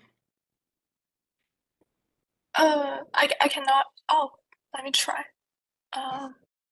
Oh, is it works? Yeah, but it's in like in presenter mode. So if you So- like share it, that's okay. Oh, yeah, okay. now we can say thank you. Okay. Yeah. Okay, thank you. So hello everyone, I'm Yuan Sun, a third-year PhD student and a graduate research assistant at the University of Florida, supervised by Dr. Xile Zhao. I'm very grateful for the opportunity to present my current work on real-time bus travel time prediction and reliability quantification. So in today's presentation, I will begin by briefly outlining our research motivation and the gaps and limitations in the current literature. Following that, I will introduce the methodological framework we've developed. Well, I may skip some of the more detailed mathematical equations, but I'd be happy to discuss them further if you're interested. I will also share key findings from our research, and finally, I will summarize the main takeaways. And if time permits, I would be glad to answer any questions you may have. As we all know, public transit is a key part of our society. So it connects people to essential destinations, fosters economic growth, reduces traffic congestion and emissions, and ultimately supports sustainability efforts. The development of public transportation system is also highly prioritized. So this year, I think this July, the Federal Transit Administration announced to allocate $1.5 billion to fund over 100 projects across 47 states. So to create a more efficient and reliable transit system, it is crucial to improve service quality and enhance passenger satisfaction. So one of the most important aspects of service quality is bus on-time performance. So which like bus travel time on the links and its arrival time at stops.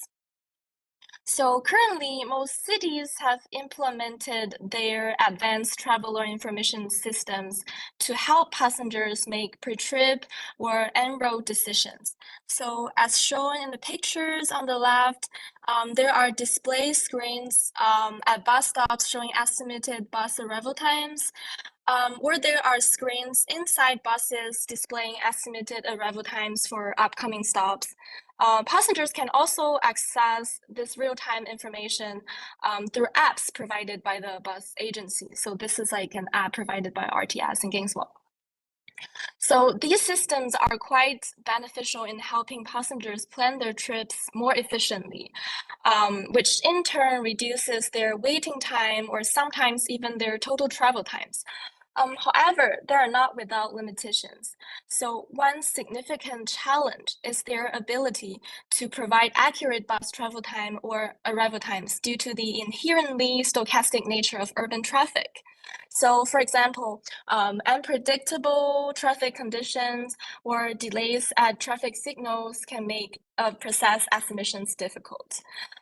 Additionally, since these systems typically only offer point estimates, so they may create unrealistic expectations for passengers. So for example, I might see that a bus is expected to arrive in 10 minutes and I walk leisurely to the stop only to find the bus has already departed after 8 minutes, causing me to miss it.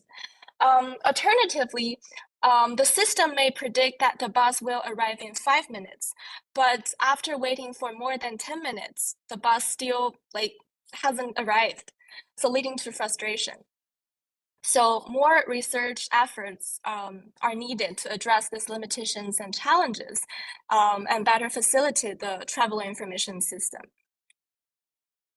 So, existing research on bus travel time has significantly advanced our understanding of the models used for prediction and the factors influencing bus travel time. However, despite these contributions, there are still notable gaps and limitations that need to be addressed in the current body of work. So the first limitation is data availability.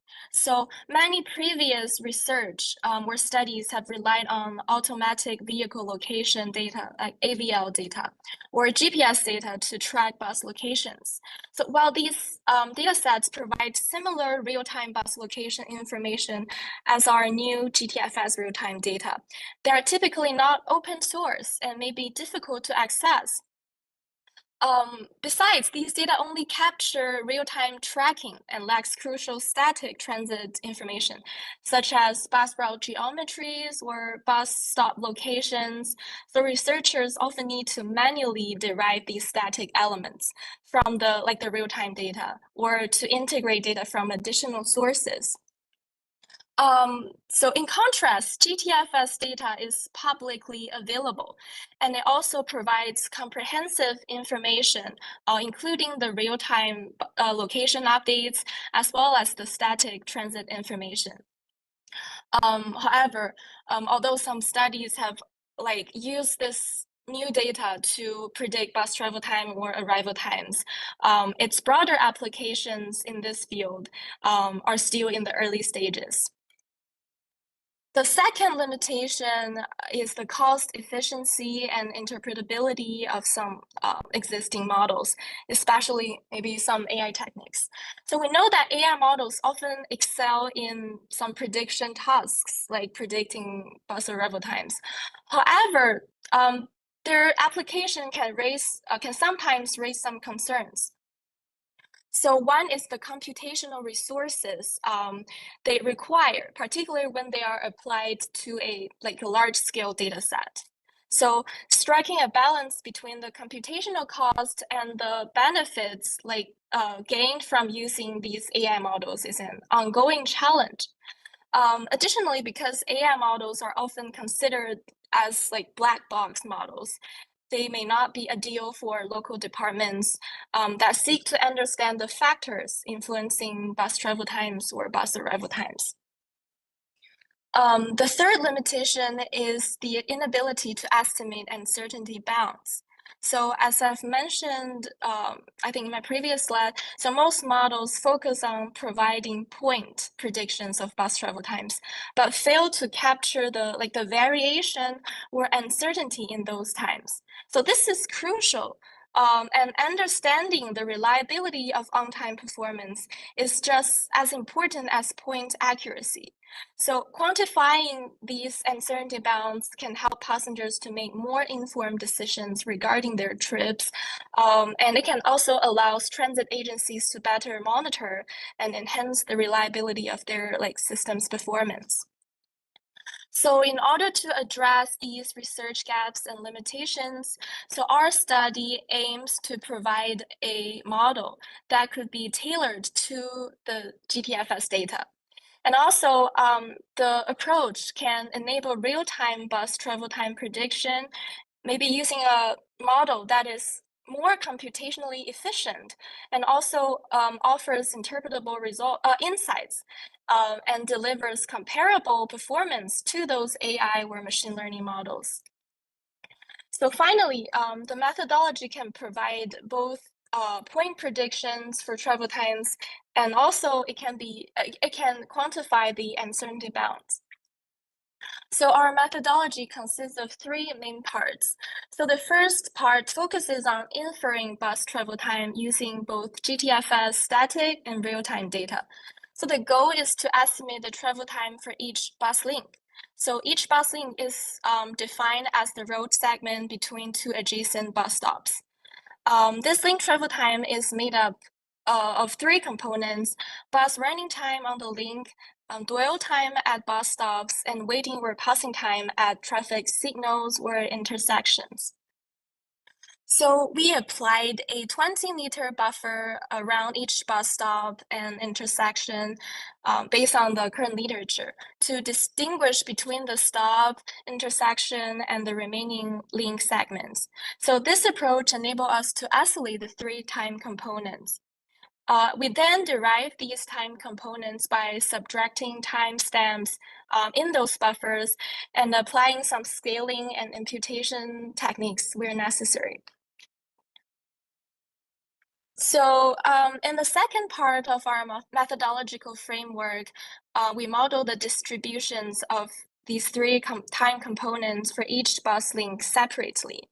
So we use some probabilistic models to model the distributions. So these models can incorporate various factors such as whether peak hour or not, traffic conditions, and weather to enhance the prediction accuracy. So the probabilistic model allows us to identify which factors significantly affect times at specific links, stops, or intersections. So we can also evaluate the size or the direction of the coefficients derived from those probabilistic models. And then we can gain insight into how these factors influence the different time components. The probabilistic models can then generate point predictions for travel times based on various influencing factors. So besides, we can also quantify the 95% confidence interval, which is the uncertainty bound for each time component on each link using Fisher information, which is a statistical concept. So it means that instead of relying only on empirical data, we can calculate these bounds theoretically. So it provides consistency and theoretical guarantees. So finally, we implemented a discrete Markov chain model to enable real-time bus travel time prediction and uncertainty-bound quantification. So to simplify the concept of Markov chain model, so the model consists of multiple states like state 1, state 2, state 3. So each state represents the bus traveling on a specific link. So in this example graph, we can see state 1 corresponds to link 1, like bus is traveling on link 1. So after a time unit, the bus has the probability of remaining on link 1 or like passing the stop E and then transition to the next link, like represented by state 2. So by applying the Markov chain model, we can simulate the time taken from the bus to travel from somewhere along the bus routes to a designated bus stop. So in this example, the destination stop is G, and the bus is currently on link 1. And there are 3 states corresponding to 3 links. So the Markov model is applied to predict the time, or to simulate the time taken for the bus to transition from state 1 to state 4. So state 4 actually doesn't correspond to any link, but it indicates that the bus has left link 3 and reached the destination stop at G. So those probabilities used for the Markov chain model, like staying in the same state or transitioning to the next state after delta t, are directly derived from our previous predicted time components, as I've mentioned before. This approach enables real-time predictions of bus travel times once a GTFS record is generated. So, like, if this record is generated, we can predict the remaining times to any destination stops. So by running multiple simulations, we can also quantify the uncertainty bounds of the predicted travel times. So we selected multiple bus links in Gainesville with varying different characteristics for analysis. So we used GTFS static, real-time, and open weather data for analysis, and specifically data from August 18, 2023 to October 8th are used for model training, and data from October 9th to October 15th were used for testing.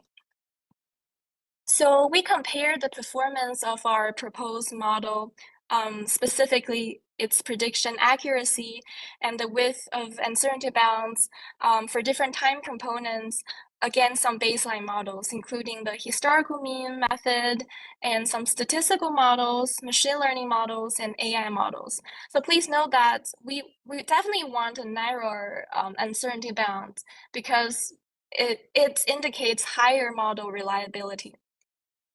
So here's a summary of the result. So in terms of prediction accuracy, the historical mean method performs the worst. So this is because it makes predictions solely based on historical data without accounting for any influencing factors.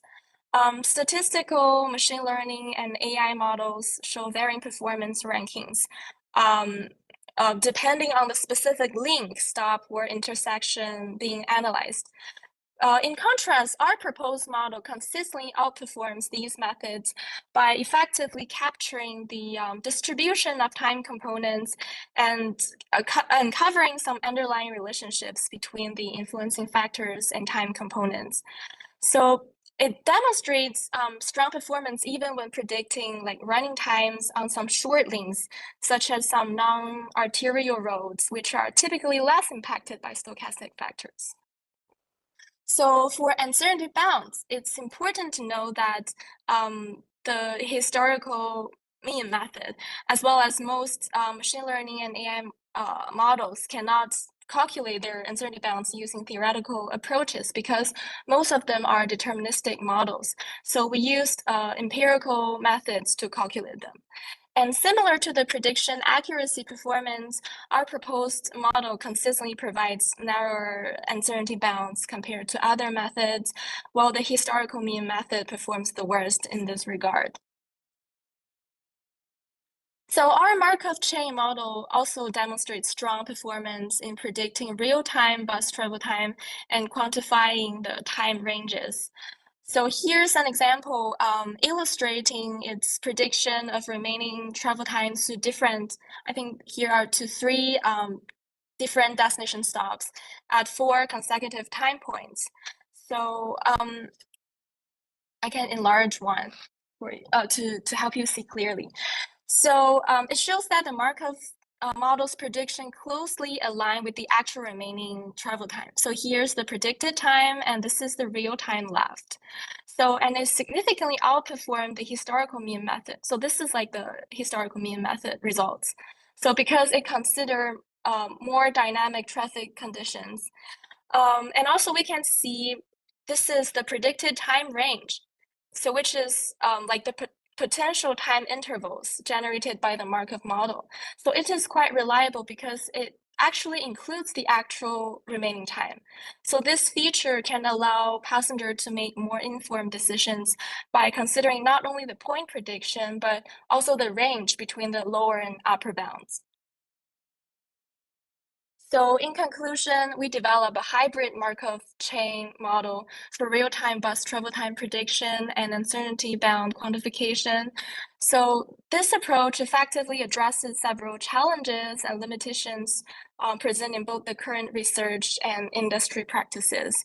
So the promising results indicate that this tool could be this technique could be a potential tool in enhancing transit system development.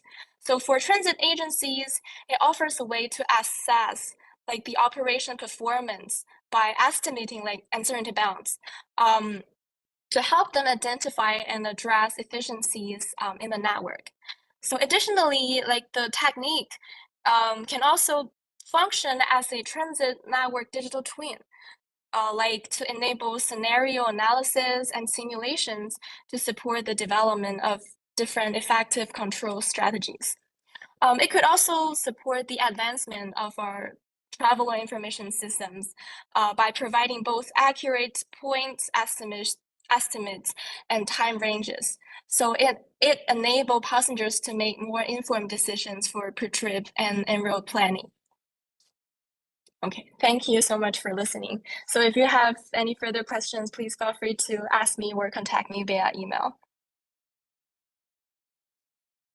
Thank you very much, Yuran. That was a very interesting presentation that how AI and machine learning methods can help in predicting travel of like public transportation reliability. As a person who has been frustrated by public transportation, like in Sacramento, the results of this research can be very helpful. Again, I can imagine that can be very helpful. Unfortunately, we don't have time as we are a bit over time, but you all have our presenters' email addresses and contacts, or you can also like reach out to me if you have any questions from them and I can communicate the questions. So thank you, Angelina. Thank you, Yuran, for your great presentations. And I hope you enjoy the rest of the symposium. Thank you. Thank you. Thank you. Thank you, everyone, for listening. Bye. Thank you very much, Mina, Angelina, and Yuran. We really appreciate it. Yes. We will now be going on a break until 2:15 Eastern Time, 11:15 a.m. Pacific. So again, thank you so much, Angelina, Mina, and Yuran. You. Thank you. Bye. Bye. Hello and welcome to the Research-to-Practice Transit Symposium session on innovative contracting procurement charge management software. Joining us today for this session is Lauren Gilbert. Lauren Gilbert is a senior consultant at Rebel with an expertise in transit technology and transit public-private partnerships. She served as an advisor to the California Department of Transportation, Caltrans, and the California Integrated Travel Project for the last 5 years, focusing on access and deployment of transit technologies to small and mid-sized transit operators. Her work includes evaluating the transit technology ecosystem to create a strategic plan for Caltrans to support transit operators in meeting their critical technology needs and working directly with small and rural transit operators to pilot, procure, and implement transit technology like GTFS real-time, automatic passenger counters, and satellite connectivity. Lauren is also working with California operators to explore innovative approaches to zero-emission infrastructure procurements. Previously, Lauren served as a subject matter expert for the California statewide GTFS real-time, or RT, procurement. Outside of California, Lauren is advising several state DOTs on potential contracting methods for on-demand and paratransit scheduling software. She is also advising Montgomery County, Maryland on alternative delivery approaches to its major BRT or bus rapid transit programs and preparing federal grant applications. So without further ado, thank you so much, Lauren. We're looking forward to your presentation today on innovative contracting and procurement for charge management software. Thank you so much, Chad. Really appreciate that introduction. I'll start by just giving a brief overview here. We're going to be speaking today about the innovative contracting and procurement, but with a focus specifically on charge management software. As those of you around the country, but also specifically in California, are aware, the zero emission transition is upon us. And for those of you in California, we have the Innovative Clean Transit ICT requirements that require some quick maneuvers and implementation of these zero emission vehicles. With that comes a whole suite of additional infrastructure, including software, in order to be able to best manage and implement these types of new transit technologies and make sure, frankly, that we're making future-proofed decisions today so that your purchase is able to kind of live through a variety of ebbs and flows and growth in this new market with these new products. So we're going to look specifically at different types of innovative contracting and procurement through the lens of charge management software, just given how salient it is today. So to give you all just a little bit of an introduction on the type of work we've been doing in this space, as Chad mentioned in the introduction, myself and Rebel, my company, has been supporting Caltrans for years now on how we really look at different ways to implement transit technology, and how do we do that in such a way that we really get the best value for money. And we often find ourselves coming back to innovative contracting and procurement mechanisms and performance-based mechanisms. Most of my efforts to date have really been focused on agencies in smaller, more rural areas that unfortunately don't have the resources, whether it be staffing or funding, to go out and get kind of these transit technologies that are really critical to the overall operations of their fleet and of their service.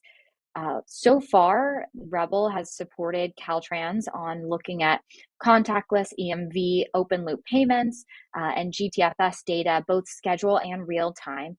And we've seen an incredible amount of positive reception in terms of how far state support can really go to advance different technology adoptions. And that support has come in a variety of forms, including larger statewide procurements and really micro support with individual transit agencies to develop their own scopes of works before they go and engage the market. The contract I'm working on right now with Caltrans has really focused, as Chad was talking about, on transit technology and really what this next generation of transit technology looks like. And of course, zero emission is very much front and center with that. We did publish a report, which is available on the CalITP resources page on the current state of the transit technology ecosystem in California. And we're now working to take that and essentially identify how we implement the priority technologies identified in that Task 1 report based on operator feedback, based on vendor feedback, to create this roadmap of what type of support the state really needs to be looking at providing to agencies.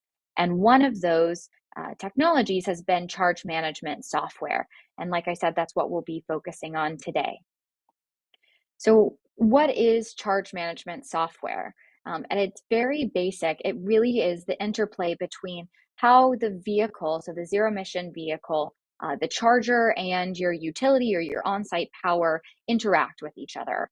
There are a variety of different types of CMS that go from static to dynamic. You know, how smart of a software do you want or do you need? But it is just designed to monitor, control, and optimize zero emission charging operations. This is somewhat separate from a telematics system. Some charge management software does include telematics, but that is not an inherent component at its most basic of a CMS operation. CMS really allows for the real-time monitoring of charging stations, of performance, of energy consumption, and of operational status of your vehicles. CMS can be used for a variety of different reasons, but it's really around this idea of optimization. CMS is really supposed to make sure that you as an operator, as an agency, can provide a more reliable service. So you know the state of charge of your different vehicles. You can map that against your schedules and your routes. You understand what types of grid capacity constraints you might have. And you also can get a more clarity on your overall cost, both in terms of the operational cost and your capital cost. And those pieces together can provide a much better rider experience in general as we kind of move towards zero emission as our go-to fleet vehicles. I will pause here to say that CMS is becoming more and more prevalent in the transit space, but it is a product that's quite tried and true comparatively in the commercial space. So we do see a lot of CMS vendors who up till now have really focused on, individual zero emission cars that are now trying to translate those services into transit. That is not always a one-to-one translation. And I will note that the number of vendors that are really focusing on the transit sector and transit specific needs is a much shorter list we see than the overall charge management vendor ecosystem that would include more commercial services. I've mentioned optimization a couple times, and this is where I want to start diving into what we really want to think about when you're looking at your own type of procurement and your own contracting. CMS can help you do several different things. Those are often at conflict with each other. So when we look at kind of here on the screen, this triad of different ways to optimize, we can focus as an agency, as an operator on, I would like the lowest energy cost, right? Energy cost is what I'm optimizing for. We can also look at grid capacity. Maybe your specific locality has grid constraints, but so you want to optimize within that constraint. Or we can look at fleet schedules. So potentially you have very quick back-to-back fleet schedules. You need to make sure that your vehicles are charged and immediately ready to go out so that you're not running behind on schedules. Those three types of optimization don't always happen concurrently. There are times where we will need to sacrifice, paying the lowest price in order to hit the grid capacity constraints that we have, or the fleet schedule.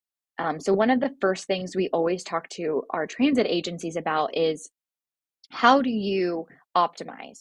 If you had to pick priorities here, of course we want all three, but at the end of the day, which is the one that cannot give, right? If you have externally imposed grid capacity, it could be that no matter what, this is the capacity. So if we have to pay more for energy in order to not overdraw, then okay, we have to pay more for energy. Potentially you have a fleet schedule that it has to run on time. So you're willing to pay maybe a demand charge on your energy price if it will get your bus out on time. So thinking through really within your specific scenario, what is the number one cannot compromise kind of optimization is going to be very key. And then we need to communicate that to the market. So we want to make sure when you're going out for procurements that it's very clear what is your top optimization choice. Different vendors approach this in different ways. And so you just want to make sure that that's communicated in terms of order of operations, what is really important. Then we also highly recommend when you're looking at this as well, when you go into contracting, KPIs, key performance indicators, that you're creating and setting for your vendor should directly reflect that type of prioritization around what are you optimizing for.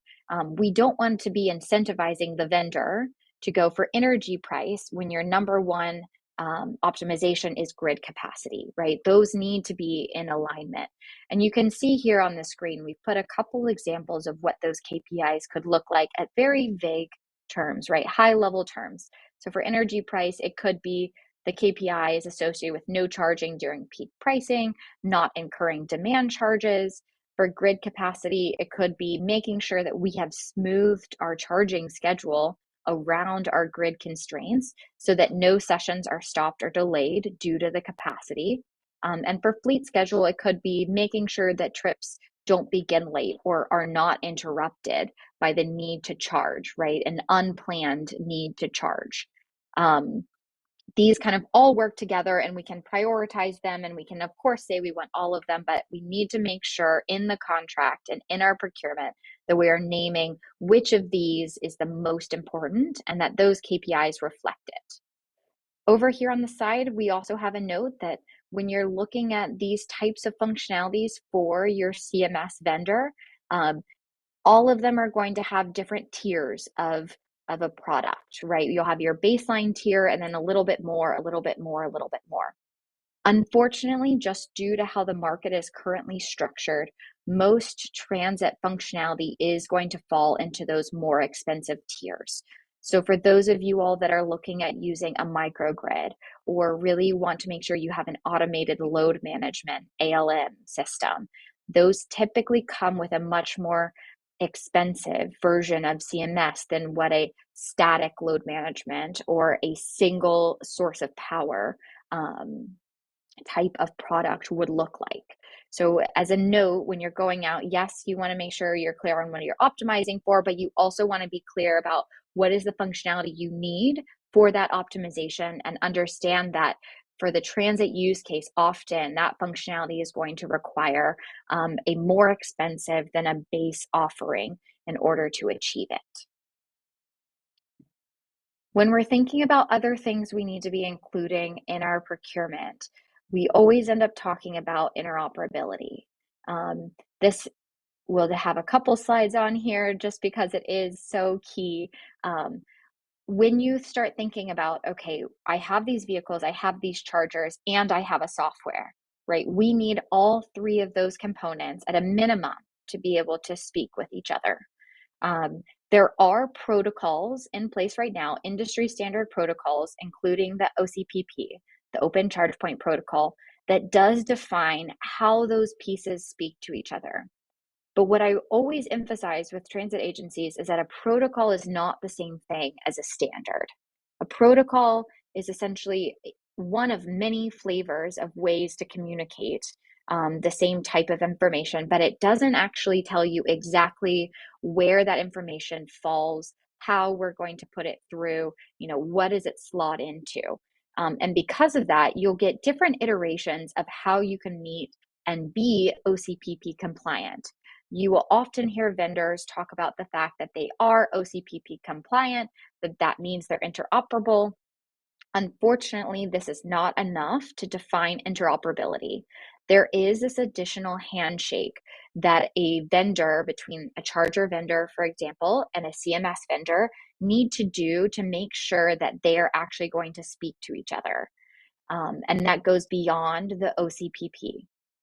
When you're talking about, what do I need at the end of the day to put into a procurement to make sure that I get this type of future-proofed interoperability, we really emphasize that you want a minimum of the 1.6.j OCPP, which you can see here on the screen, but the later version, this 2.0.1, is preferred.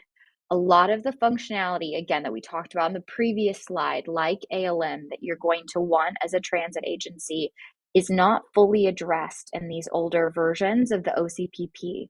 The newer versions are tackling transit-specific use cases within their protocols, and so you want to be thinking ahead and making sure that you're adopting that as your minimum.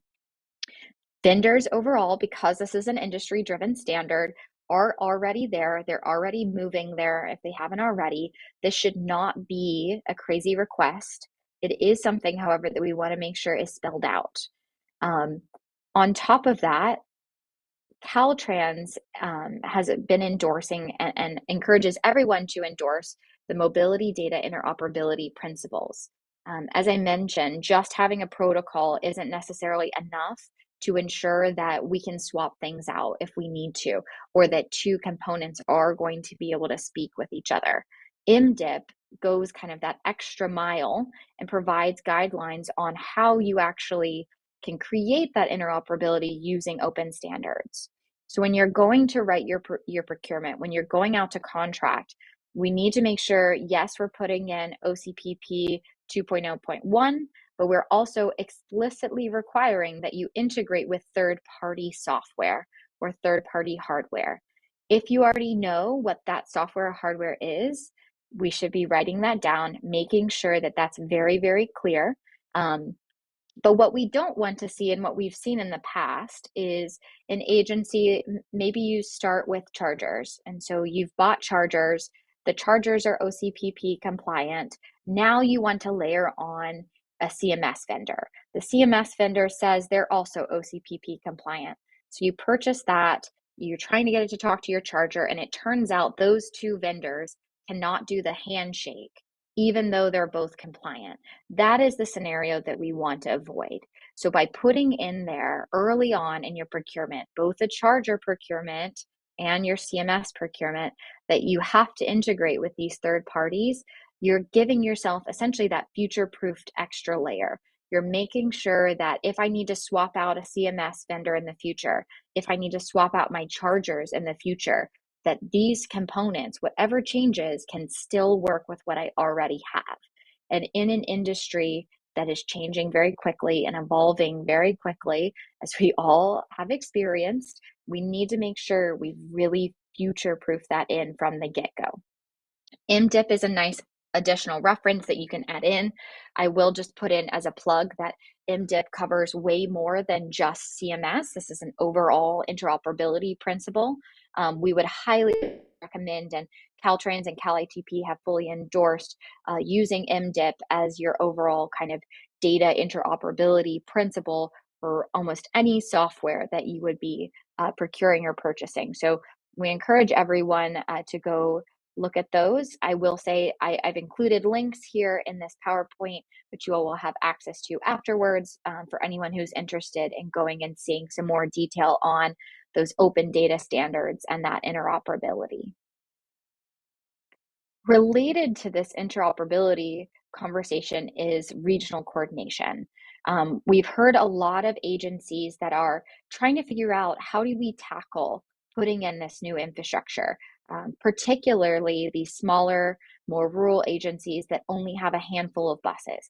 How do I put in a whole new charging station? Do I share these? Do I open them to the public? Do I use them with another transit agency? We've seen a lot of regional kind of coordination and collaboration coming together to think on how do we share these charging sites. And this is where, again, interoperability is going to be critical. If you want to be able to share chargers and we're using different CMS or we're using different vehicles, we need to write in explicitly what are the hardware that I have? What is the software I have? Where do those interoperability requirements come in? From a CMS specific standpoint, this is where you're going to want to detail, any user, whether it's your agency or a regional partner that wants to use the CMS software, that wants to use your chargers, you're going to need to detail what are their chargers look like, what is their hardware, how many seats do they get to have on the CMS software. This is going to be a very important part to start working on early on, so that we can build, again, all of that into the procurement. So what we don't want to happen is that, agency A goes ahead with a CMS that they're going to share. Agency A and B are going to share CMS. Agency A already has chargers. Agency B goes to buy chargers, and all of a sudden, the chargers they buy aren't working with that CMS software or aren't working with the other vehicles.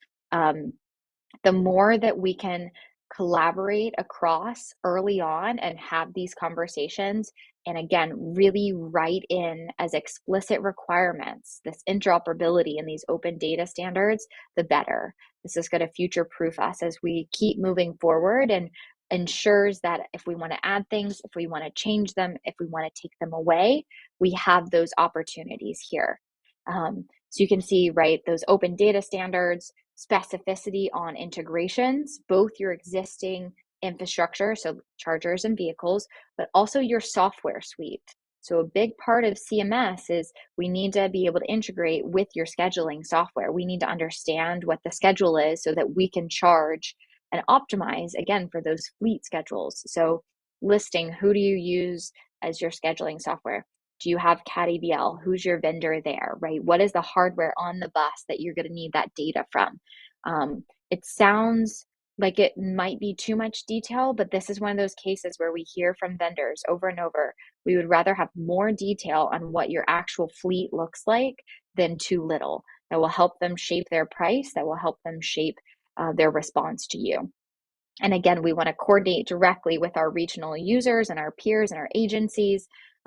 That's something, as part of my work with Caltrans, we've been doing is, bringing together agencies in similar regions that have similar challenges, similar needs, in order to start having these conversations so that if we want to do any sort of collaborative procurement or group purchase, that we, again, have laid those foundational requirements early on. The last component here that I always like to emphasize is that when you're talking about all these types of interoperability and this type of coordination, we also want to talk about data ownership. We want to make sure that it's clear who has the data. We want, from an agency perspective, we want you guys to have the data, right? We don't want it locked up with a vendor. You all should own your own data. And sometimes we get feedback often of agencies saying, well, In the procurement process, I did say that I needed to own my data. And they said, yes, that you own your data. But what isn't clear is how often do you get to access your data? Just because you own it doesn't mean that you're able to download it, that you're able to export it, that you're able to query it. So there's this kind of next layer of details that we want to make sure we're adding into our procurements, to our conversations with vendors, to be very clear that if you have a certain number of users or a certain amount of times you want to access the data, that you've spelled that out. If you want to export it, if you want to download it, that we've also spelled that out. So it's very, very clear, and we can minimize any sort of tension in the future around, okay, well, I thought I had this, but it seems like I don't really. A couple other key features around charge management to note here, and this is partially related to billing and expectation setting, is we have seen now most chargers that you want to use for CMS are going to need an internet connection, right? That's part of the automated load management. That's part of the live monitoring. You'll need to be able to get data on and off the charger, same way you get data on and off a vehicle. Up till now, we've seen a lot of CMS vendors say it's okay to use SIM cards. We'll just, stick this thing on the back of your charger, has a little SIM card, it will transmit the data. More recently, we've heard from vendors there's a trend moving towards a desire for hardwired connection. And this is really related to redundancy issue. Because their software is so dependent on knowing in real time what's going on, they feel that we want to make sure that we have a hardwired connection and it's one less potential breakage, right? If I can actually get it in, I'm not dependent on the cellular network. So for people early days and thinking on this who maybe don't have any chargers installed, this is something to be considering is, hey, if you weren't planning to run fiber or Ethernet already to your chargers, we should probably be thinking about it, especially if you're thinking CMS is going to be an option for you. And for those of you that already have chargers, if they are not hardwired, just note that you may get requests from CMS vendors to dredge that up and lay some fiber. That's kind of the unfortunate reality of it. From what we've seen, however, that concern does seem to be reasonable in terms of redundancy, particularly if you're looking to really get a lot of savings or optimization out of your CMS hardware. So important to note that, let's plan for the need for an internet connection, and that internet connection is likely going to need to be hardwired, not just a cellular network connection. Last kind of key feature here on CMS is that this is a typical software as a service product. What that means is that for the most part, all of the CMS vendors that we've interviewed and spoken to have some upfront setup and integration cost. And then after that, it's a subscription model that's billed based on the number of plugs. So it's not actually based on the number of vehicles for the most part, it's based on the number of plugs. Some vendors differentiate between a DC fast charger or an L2 charger. That's going to just vary. Again, this is one of those, be sure to specify what the chargers are that you're using so you can get an accurate price quote. Also important when you're thinking about sharing the infrastructure, though, is that since it's based on number of plugs, we can put more vehicles in there, and that's not inherently going to raise your cost. So when you're thinking about sharing these types of software, it's good to keep in mind that this is the billing mechanism. Last little note you can see here, as it always works with markets, vendors are happy if you add more plugs, it will raise that cost for you. Typically, right, the subscription is paid up front for a year. You could pay up front for as much as 5 years. That's up to you. They're happy to increase cost if you add plugs. If you take CMS or if you take plugs offline, very few CMS vendors are going to offer you a refund, if any. So when you're thinking about your build out, just, understand that as you're bringing those plugs online, that price for your CMS will go up. If you take them offline because you've prepaid, that price is not going to go down until your next subscription comes up. So I wanted to just here towards the end give a high-level recap of kind of what our core recommendations have been when you're looking at these procurement considerations, and again, how to be innovative in future-proofing this, innovative in getting access to data and these open data standards. So they really kind of fit into 3 categories: overall procurement type, the optimization type, and your interoperability. CMS is a very different type of product than a charger. A charger is very hardware driven. CMS, of course, is very software driven. It is the confluence of skill sets of a vendor that can do both extremely well is rare. We recommend separating out CMS from a charger procurement to ensure that you're going to get a vendor who is really good at doing the charger component and really good at doing the CMS component. If you do this, this is why, though, the interoperability is so key. If you're going to separate them out, we have to make sure they can still talk to each other. We have to make sure that we have all this interoperability, that we're going above and beyond just the OCPP protocol and really requiring that third-party integration. In terms of optimization, in your procurement, in your documents, you want to make sure you're explicit about what is your line in the sand optimization goal. What are the key constraints that are non-negotiable for you? And then as you're shaping that, how do the performance metrics reflect that desired optimization? Making sure that they're in line and that they are very clear and incentivizing the achievement of your optimization goal. And then last but not least is this interoperability framework is be specific to vendors about what type of technology, both hardware and software, are going to be interacting with CMS that you already have, that you're planning to get, to ensure that they have a full picture of the types of integrations, the specific other vendors, other models that they'll be needing to integrate with, and then require the bidders to show that they can integrate with your existing technology.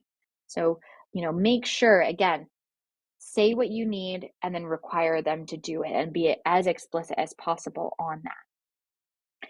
I will give you guys just a quick preview here on the work that we're continuing to do with Caltrans. This is still very much a work in progress and something that we're continuing to build on.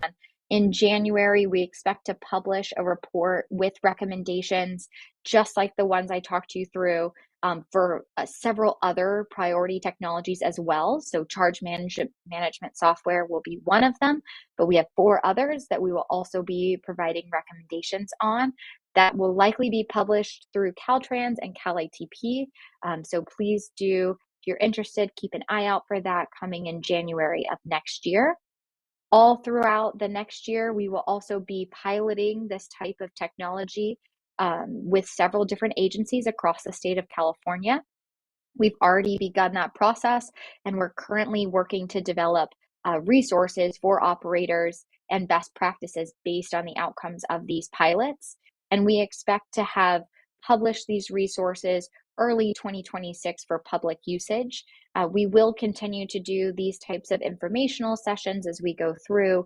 We hope to publish any sort of findings, best practices, recommendations as they happen, knowing that, of course, all of you are going through this in live time, but just expect them to be available not just to our California agencies. They are going to be public. There will be open nationwide for anyone to use, and those should be coming early 2026. And if you or anyone you know is interested in sharing your experience so far with charge management software or in learning more about this work, do feel free to send me an email after this session. I'm happy to answer additional questions. I know we have time at the end, of course, for questions, but I would love to hear about your experience, what you've seen, any sort of challenges or barriers, just so that we can continue to tailor these resources to really meet agencies' needs and best benefit you all. So with that, I thank you all and look forward to hopefully having some time to answer questions here. And I think I'll hand it back to you, Chad. Yes, thank you so much, Lauren. That's really fascinating presentation, and it sounds like this is something that agencies may not necessarily think of until maybe the last minute, or maybe an afterthought if you haven't been properly informed. So this is really interesting to see what can go wrong if you don't have the expertise to think ahead in these kinds of matters. So one question that personally came to mind, and without giving any kind of identifying information out there, I'm just curious, like, it sounds like there may have been a lot of example cases where agencies might not have planned ahead and might have procured the wrong software, maybe no software, at least until the afterwards, and they found out it wasn't work. What kinds of things have you seen that really demonstrate the importance of the right CMS? Yeah, that's a great question. And the most salient one that comes to mind is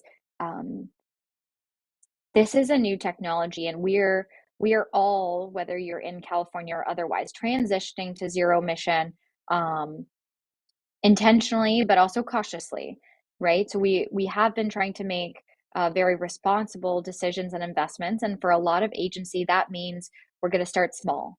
We're going to get 1-2 buses and 1-2 chargers and see how it goes. And then we're going to scale up if that goes well, and then we'll scale up if that continues to go well. What we found is that CMS is normally one of the last on the scale up list.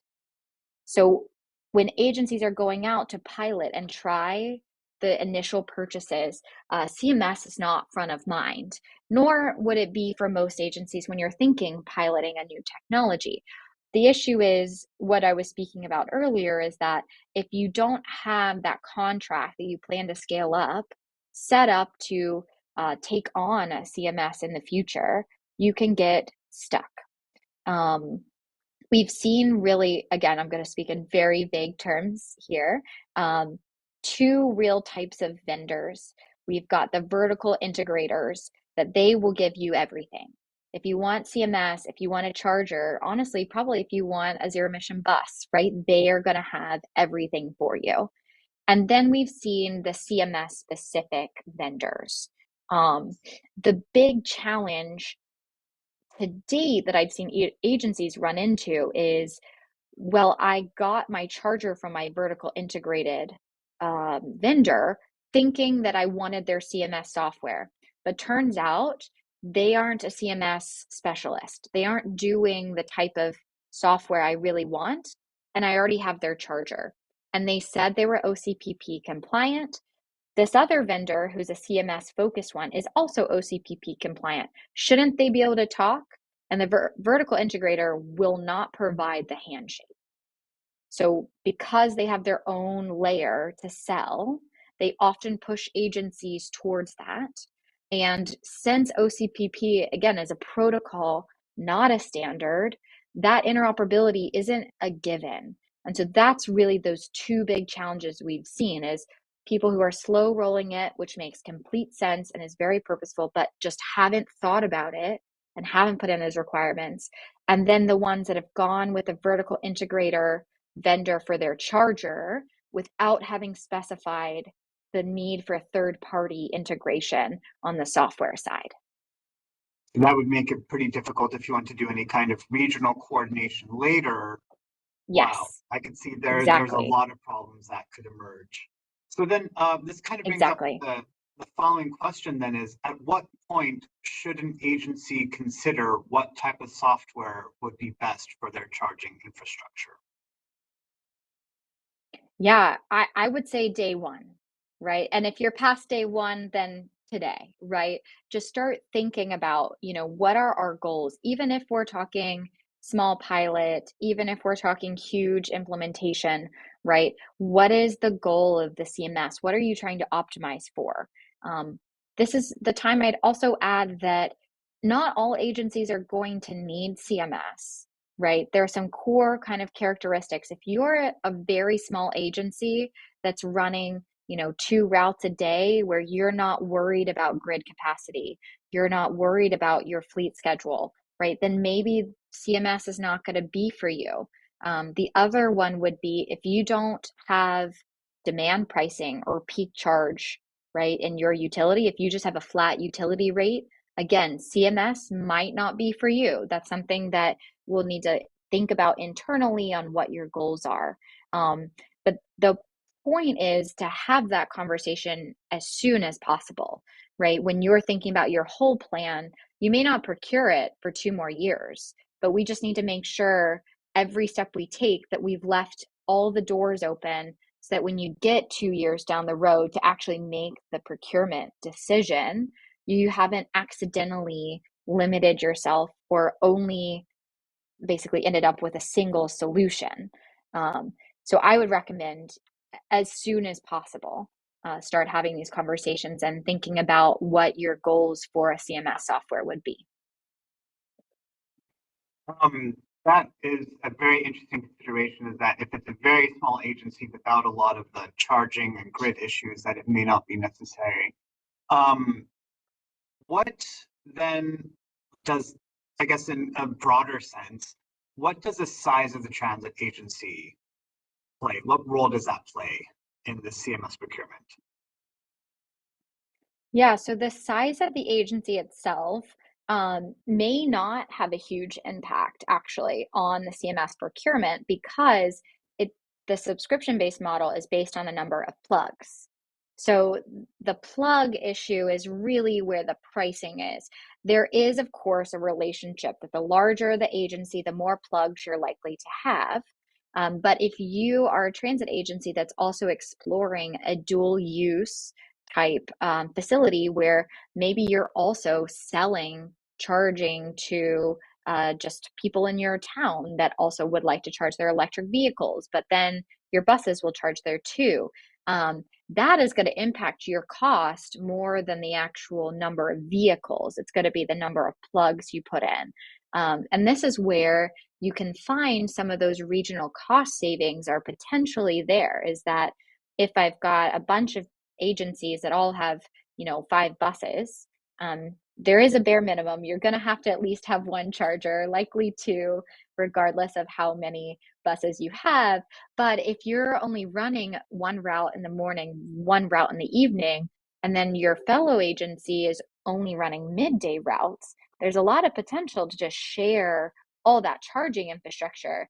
And there's potential cost savings there too, even though that's technically a larger number of buses and more agencies involved. So there is a bit of nuance here, and it is really important, again, to have those conversations early on with regional players, with your own team on how you're planning to use the electrical infrastructure, the charging infrastructure itself, because that's going to determine the price of CMS more than the number of vehicles in your fleet. So then it really seems like as the agencies are planning for expansion of zero emission vehicles, that they make sure that this is, front and center as for their plans 5, 10 plus years down the road. That's very interesting and lots of consideration. Absolutely. It's a very difficult transition. And then something that might also help a lot of our smaller agencies as well, but larger agencies face this too, is the cost. So I guess one of the things they face is getting it financed, cost, all of the infrastructure and everything. So what challenges might agencies face in getting software financed? And are there any federal programs that might be able to help pay for the software? Yes. So the challenge, I think, in some ways really depends what state you're in. Different states have different restrictions and have more flexibility around different types of funds. So I'll speak at least specifically to California, which is the one I'm much more familiar with. Here, one of the bigger issues that we run into is that there's often not a lot of flexibility in operating funds. So when you're talking about a subscription model, right, typically those of us maybe in our day-to-day lives think like, oh yes, I pay every month for a cell phone bill, for Spotify Premium, for example, right? That is an operating cost. that can be very challenging for agencies to fit into their budget because there's not a lot of flexibility around those funds. So what we've seen is that vendors want to sell their product. And what I've seen so far in these interviews is there's a lot of flexibility on the vendor side on how to schedule those payments. So we talked about in the presentation on you can pay up front. So this is something where if you're an agency that struggles with flexibility around your operating funds, right, we can pay for 5 years of this up front if you need to put it in as a CapEx expense as part of this larger project implementation. Almost every vendor, if not all vendors that I've spoken to across the market are happy to do that. There are other ways that we can do this as well, that then maybe it's 1 year so that it becomes kind of a more consistent investment, but not a full OpEx fund. In terms of where that money comes from, that's a bit more of a challenging question. There are, again, depending on if you're getting it as a CapEx or an OpEx expense, right, how you've categorized it, there are different sources of funds that can work for that. There is a lot of money out there right now, especially in California, around the zero emission bus transition. Some of it, of course, let me backtrack. There's a lot of money. It's not always easy to access, right? So this is one of those where for California agencies listening in, I will say we do have a grants management team that are more than happy if you reach out to the hello@calitp.org to help you think about where potential grants could come from. From a federal level, I'm definitely a little bit less familiar there, but I know that there are some dollars for larger, mostly infrastructure projects. And so again, this is where planning ahead may pay off if we can roll that into the initial infrastructure investment and you can prepay for this subscription service. Then that allows you to go ahead and have it without having to worry quite so much on, where are the funds specifically coming from in the future, because we've prepaid for 5 years, a year, 3 years, whatever is the cadence that works best for you. Wow, very fascinating. Lots of considerations. Funding is so important, but overall, just making sure that you can actually have the software that's able to manage the needs for your agency are so critical. Thank you so much, Lauren, for your presentation and for speaking to us today. Fascinating topic. Lots that is being done in this area that will need to be done as well. So thank you again, Lauren. So we'll go ahead and go to a 15-minute break. Thank you. Thanks again. We're going to a 15-minute break, and we will see you back at 3:15 Eastern or 12:15 Pacific. So let's get started, everybody. Good afternoon, everybody.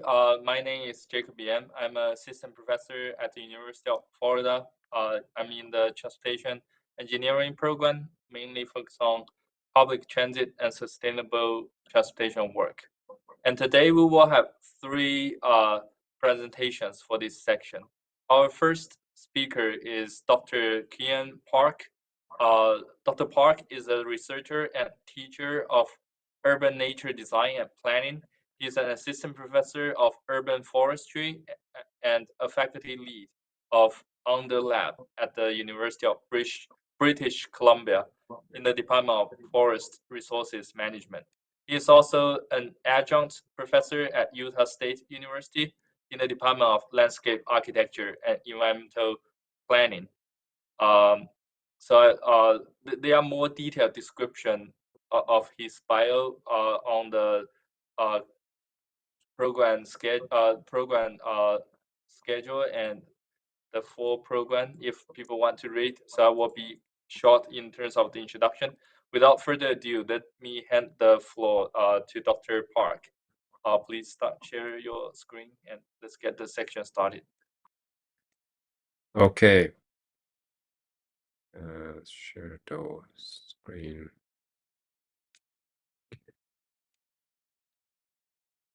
There we go. Yeah, thank you very much. It's my pleasure to talk about my research related to public transit, but also like park accessibility, which is not always people think kind of connected topic, but today I want to claim that transit access to parks and also multimodal access to park is as important, probably as important as other types of destination. So this is the work I've done with my doctoral student Young Wang. And today we are mainly talking about large parks and forests, like regional park, provincial parks, or like state park in the US, or national park, key like local destination parks and forests, because they provide unique benefit. We often think like urban park, neighborhood park as when it comes to park accessibility, but larger parks have more substantial physical and mental health benefit, promote different types of social interactions, biodiversity, more economic or tourism opportunities. And people tend to stay longer in large parks and forests with more gears, with more kind of larger groups. But the problem is not everyone have access to car. In reality, one of the recent reports found that like 20 to 40% of the population do not drive for many reasons. They cannot drive, or they choose not to drive, or they stop driving, like because of the age-related issue, disability-related issue, financial or social resources. And today's talk is kind of based on Metro Vancouver region in Canada. This is a map of 20 regional parks in Metro Vancouver area. And we found that many regional parks have pretty poor transit access and bike access. As a result, as you can see, the photo may be familiar kind of type of photo that you can see in your own regional park or like state park. A lot of traffic congestion, parking issue, which is related to some other issues, which I want to speak today. This is kind of related statistics, like based on our own intercept survey in 6 regional parks. We found that about 3/4 of park visitors use private vehicle, either just drive themselves or get a ride, whereas transit, walking, biking is about 10% or less. And that is compared to the travel to other types of destination that is lower, like, or the reliance on private vehicle is higher, and using the most share for public transit is lower. So what is the problem with high reliance on automobile to get to regional park? And it is multifaceted and also interconnected. Like maybe begin with parking challenges, traffic challenges, leads to environmental issues like emissions, air pollution, soil, water, like noise, light pollutions. And one important thing like related to the topic of today's session is equity issue, transit equity, park equity, like unequal access to park because of lack of access to private vehicle, and maybe lack of access to real-time information about parking, traffic situation. So there's an like healthy inequity as a result. And related to that, like other issues are like include safety hazard, land management challenges, tourism or economic and development related challenges.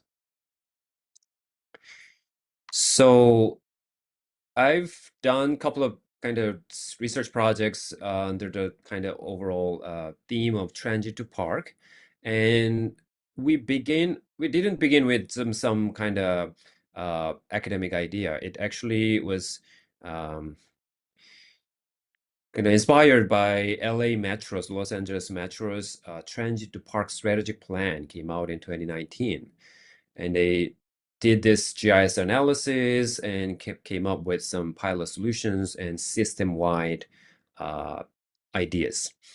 So according to them, the people of all ages, genders, races, incomes, and abilities taking transit to parks and open spaces at different times of the week and of the different times of the year. That's the idea behind the transit to park initiatives. And there were some other agencies like King County, the Seattle area, Albuquerque, New Mexico, and across the US and Canada. There has been some sort of various types of initiatives we just call transit to park as an umbrella term. And as we started to gather some information across those two countries, we found more than 100 initiative programs, legislations, including the federal act, like Transit to Trail Act, passed, I think it was 2021. And it includes various types: permanent routes, seasonal services, microtransit or on-demand transit services, just campaigns, which takes a lot of initiatives in our database, system-wide plan, registration, or funding programs.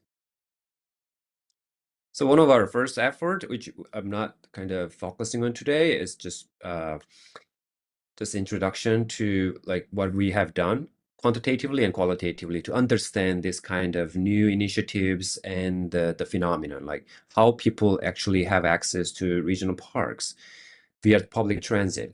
So this paper is published in Urban Forestry, Urban Greening in 2021, use GIS. And we found that not only do people of color and older adults in the US West, we studied 15 regions, have worse walking access to large parks and forests, they also have worse transit access to such places. Income was not significant in our regression analysis, but race, ethnicity, and age, especially the older adults, have poorer access to parks via transit. So we found that this index and mapping can help to understand regional issues and identify like target areas. I will show you some examples of this GIS process in a moment, like identify the opportunity areas. And it really calls for the collaboration between transit agencies or transportation agencies and public land management and municipalities to address to use transit as a tool to address environmental injustice and also, you know, other environmental, economic, social issues.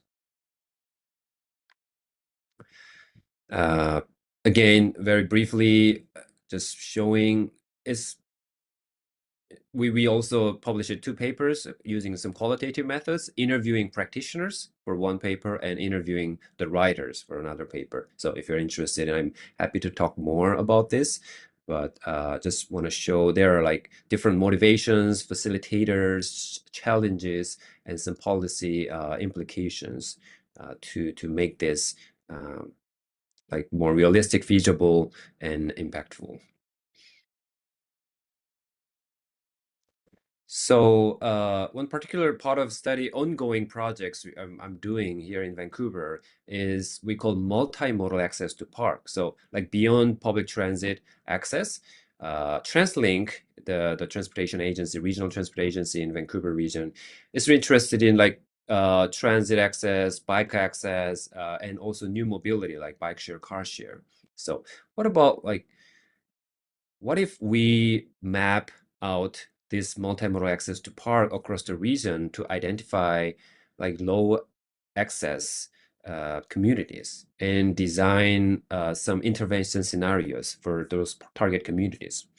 So working with TransLink and Metro Vancouver for targeting these large parks, like about 60 parks, we firstly did some GIS analysis. So there could be many different trip chains. Like if you think of how you can get to some of the large like regional destination parks, walking is one option, bike another option, drive as a reference always like dominant option, and also multiple modes like walking transit walk, bike transit bike, bike share, car share, and so on. So compiling some of the data to create a network data set using kind of multiple modes as an option, we did GIS analysis. So this project has like 2 main components. This kind of GIS analysis has two components. One is identifying the access or supply, like transit, bike share, car share, as a to identify low M2P access areas, and the other part is demand side, like which area might kind of suffer from other social, economic, cultural marginalization, like education, attainment, age group, income, household median income, and percentage of renters. Those are the indicators we use to identify areas with high M2P demand potentially. And overlaying them, our goal is to figure out what we call M2P opportunity areas, where like transit investment, like municipal transportation improvement, and park related improvements should be prioritized. So just a couple of kind of initial maps we generated. Like the map on the left is biking time to park from every kind of neighborhood.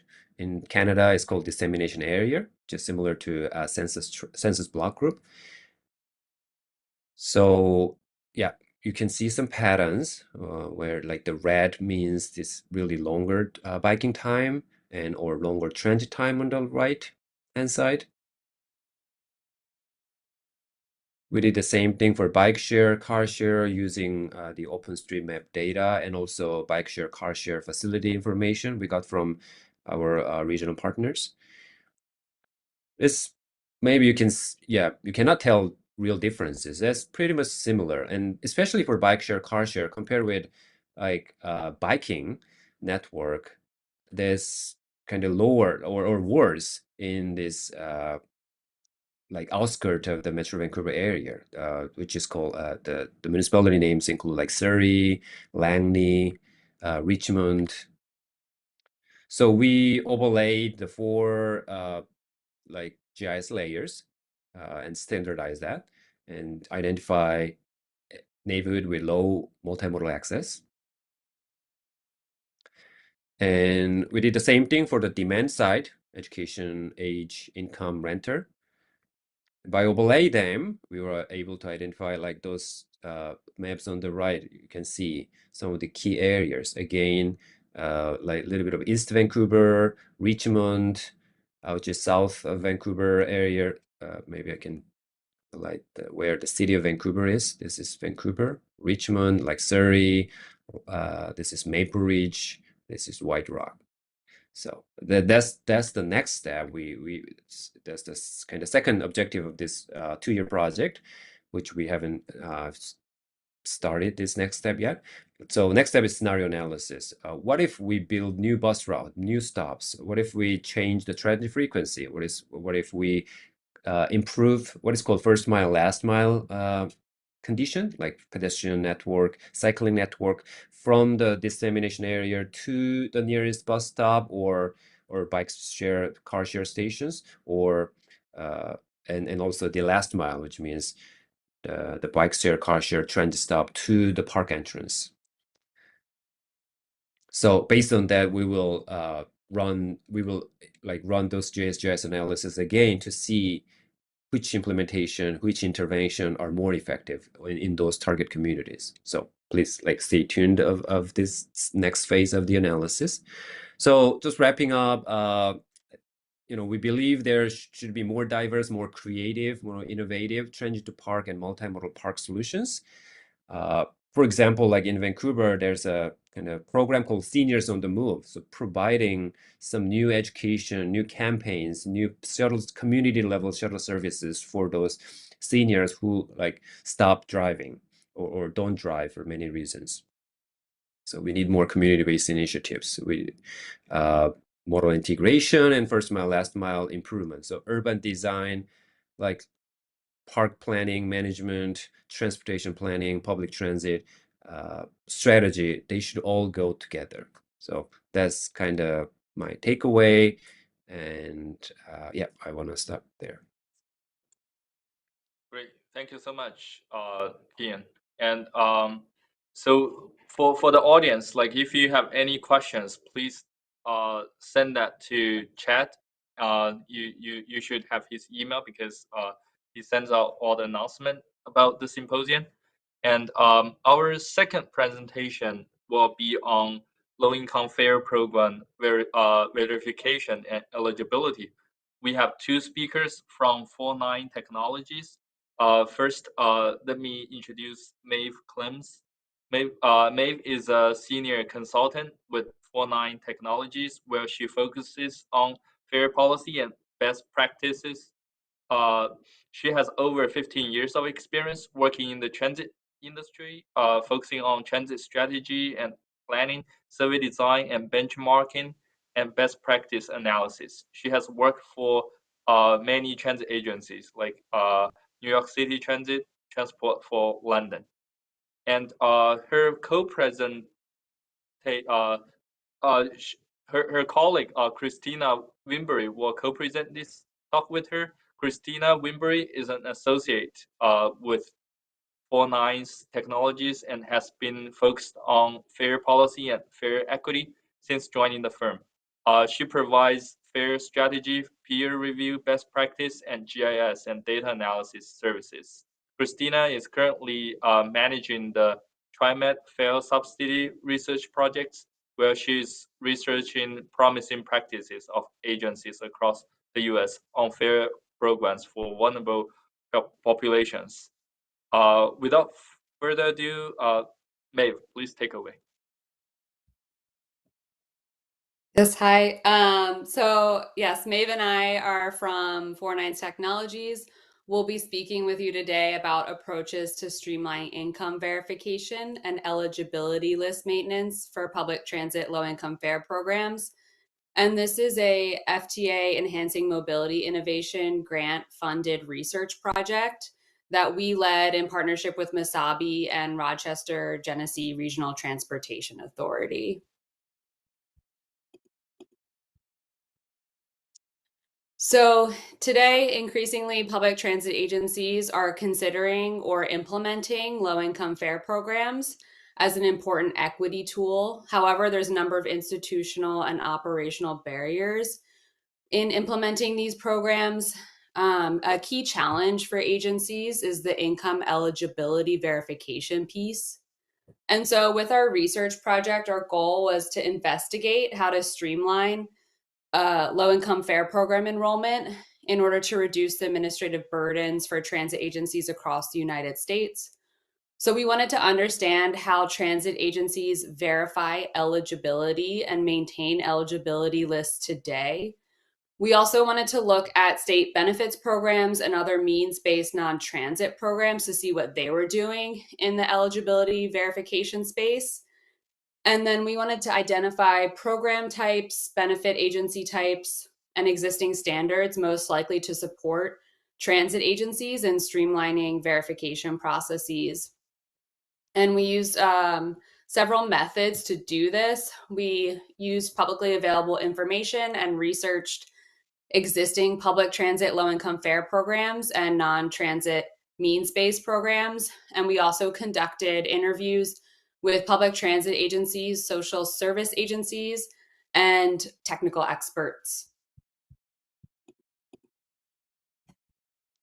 So overall, the majority of transit agencies with low-income fare programs use one of two methods to verify participants' income today. So that's either they're looking at proof of participation in other means-tested benefits programs. So for example, that someone has an enrollment letter, a proof of enrollment letter from Medicaid or SNAP, for example, or they're looking at proof of income via pay stubs or tax documentation. And this is challenging because these are mostly manual processes. And so time and resources are, public transit agencies have to dedicate a lot of time and resources and staff time to conduct these manual processes. Agencies also have to collect personal identifiable information, and then they have to determine if and how they'll store PII, and they have to be in PII compliance when they do so. And this results in additional costs and time for both the public transit agency, but then also for the individual applying for the low-income fare program. We know that a lot of applicants and people participating in low-income fare programs are most likely enrolled in other means tested benefits programs. And so this is just another hoop for them to go through. It's another income verification process that they have to do.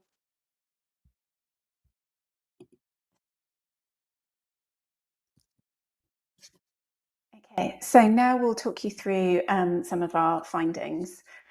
through our research, we found a number of practices which do streamline the income verification process. They sort of fall into three themes. One is sort of an honour system where the public transit agency doesn't actually try and verify 100% of the participants' income verification. Second is streamlining the proof of benefit receipt process. And then the third is using social services databases directly to prove eligibility where data is already collected and stored.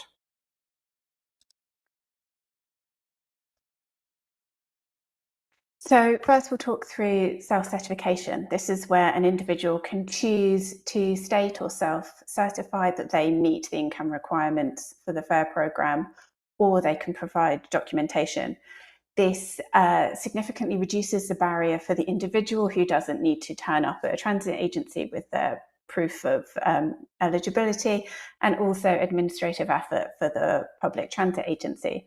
However, it does increase the risk of fraud, and most agencies doing this have a auditing system to check a proportion of the income's eligibility. So we found two examples of this. The first is the LIFE program at LA Metro. They introduced self-certification in September of 2021 as part of a package of measures to increase participation. One of the reasons for that is that self-certification means that undocumented individuals or day labourers or others who don't have proof of income can still participate in the low-income fare programme. So LA Metro found that about a third of those registering for the programme use self-certification. And in order to reduce the possibility of fraud, LA Metro can request documents at any time. And they have set up an audit process which will audit about 300 participants every 6 months, or about 1% of the people claiming the LIFE programme benefit. The other program is Equifair at Cap Metro in Austin, Texas, and about half of their participants self-certify.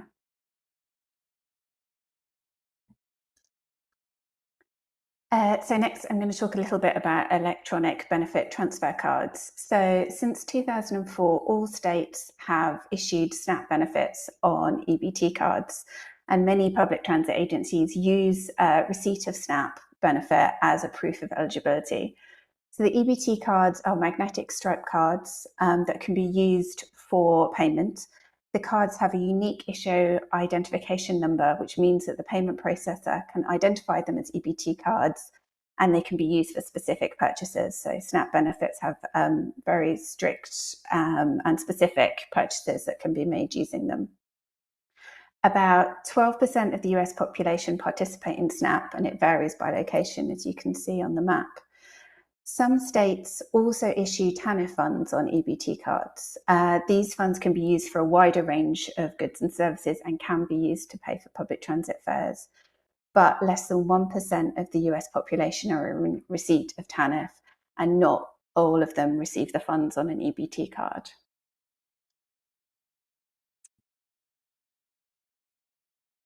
So talking about EBT cards as proof of eligibility, one example we found of this is Metrolink in Southern California's Mobility for All low-income fare program. So Metrolink didn't want to do the income verification themselves, and they didn't want to hold PII data. Also, they found that the SNAP income threshold met the income threshold that they wanted to use. So they programmed their ticket vending machines to recognize EBT cards and allow individuals to access low-income discounts. The individuals do not use the SNAP benefits to pay for the fares, just use it as a proof of eligibility. But this program is limited to SNAP recipients and to purchasing on ticket vending machines. And then also using EBT cards as payment. So MBTA in Boston allows individuals to use TANF cash benefits to pay for fares through their EBT cards. So this was an initiative promoted by the Massachusetts Department of Transitional Assistance, which was looking to increase the acceptance of EBT cards for purchasers directly. So MBTA worked with their fare collection vendor and payment processor to configure acceptance of EBT cards for payment and ensure that fare products were categorized as eligible for purchase with TANF funds. One of the challenges with this sort of solution is that, as I mentioned earlier, only a small proportion of individuals will have TANF benefits on EBT cards, and it will vary by state.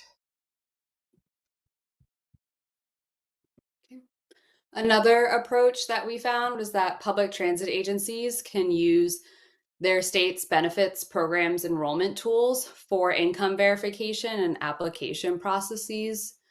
So state's benefits programs enrollment tool is an online one-stop shop for applying and enrolling in state benefits programs.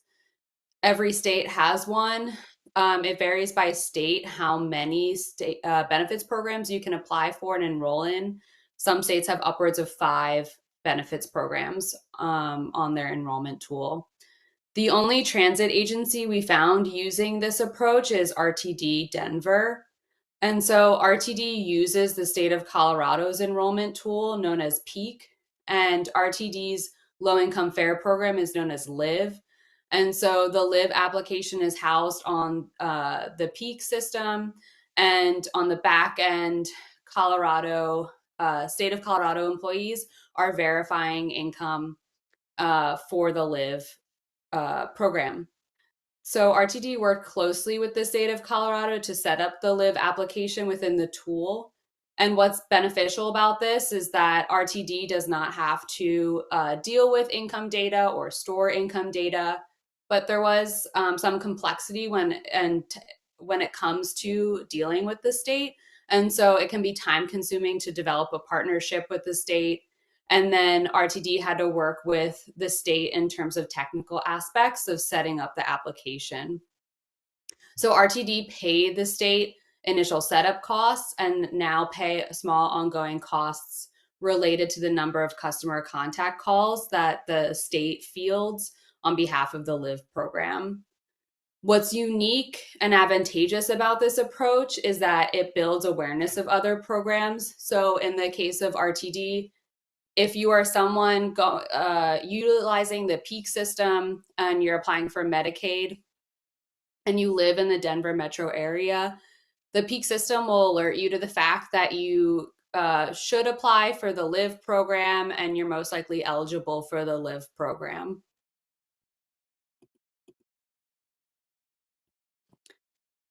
Some transit agencies have access to look up individuals' income eligibility via a local government services database. So in the case of San Francisco, the San Francisco Human Services Agency, prompted via external support, developed an income verification database, not only for them to use, but also for other agencies to use. And so SFMTA worked with SFHSA to utilize that income verification database for their low-income fare programs. And so the database returns if an applicant meets eligibility thresholds or not, and does not return to SFMTA any specific income data. CAP Metro in Austin, Texas also does this. They utilize the Homelessness Management Information System for their fare program for people experiencing homelessness. And what's advantageous about this is the transit agency does not need to collect or store income data. It's a third party. But today, what this looks like is that they are lookup tools only. So they're still somewhat manual. They're what we would call swivel chair operations. So the transit agency staff, they have to pull up the database and they have a separate login in order to get the information that they need. These are not automated in any ways via APIs or other ways.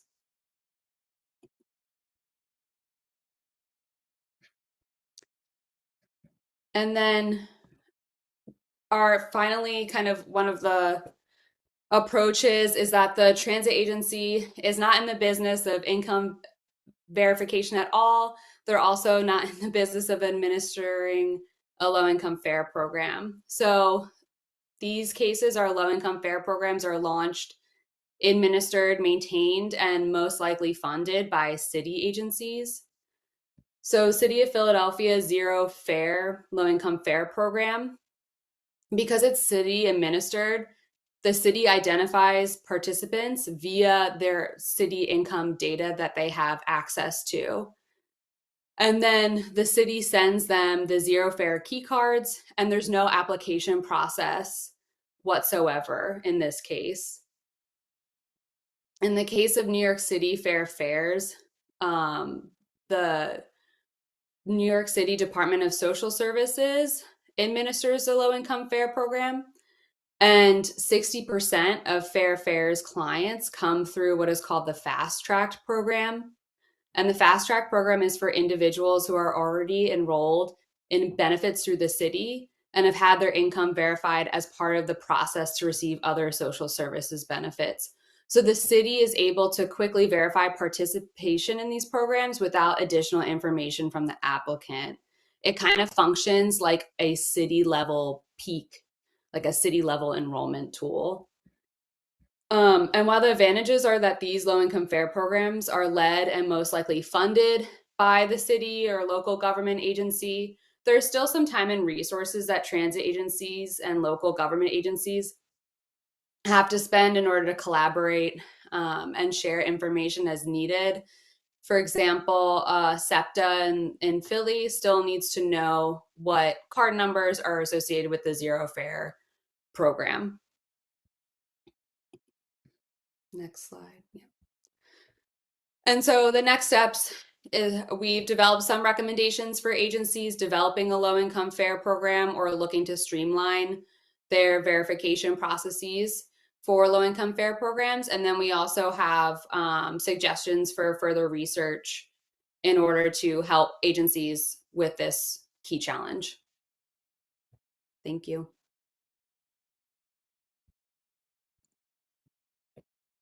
Thank you so much, Christina and Maeve. So again, for the audience, if you have any questions, please send an email to Chat Writing. His email is chat.writing@ca.gov.dot.ca.gov. So our last presentation will be on the transit workforce. Our speaker is Jacob Wasserman. Jacob Wasserman is a research program manager at the UCLA Institute of Transportation Studies. Jacob studies and manages research on public transit, the intersection of transportation and other social issues, and a range of mobility questions at the UCLA ITS. With a background in transportation equity, finance, and demand management, Wasserman serves as the lead scholar of ITS Public Transit Research Program. Prior to joining ITS, he worked for several cities like LA, San Francisco, and New Haven. Without further ado, let's have Jacob presenting his work. Go ahead, please, Jacob. Thanks so much. Yeah, glad to follow these other presentations. I'm presenting on kind of a different topic, but one also pretty integral to transit's operation, and that's the people behind it.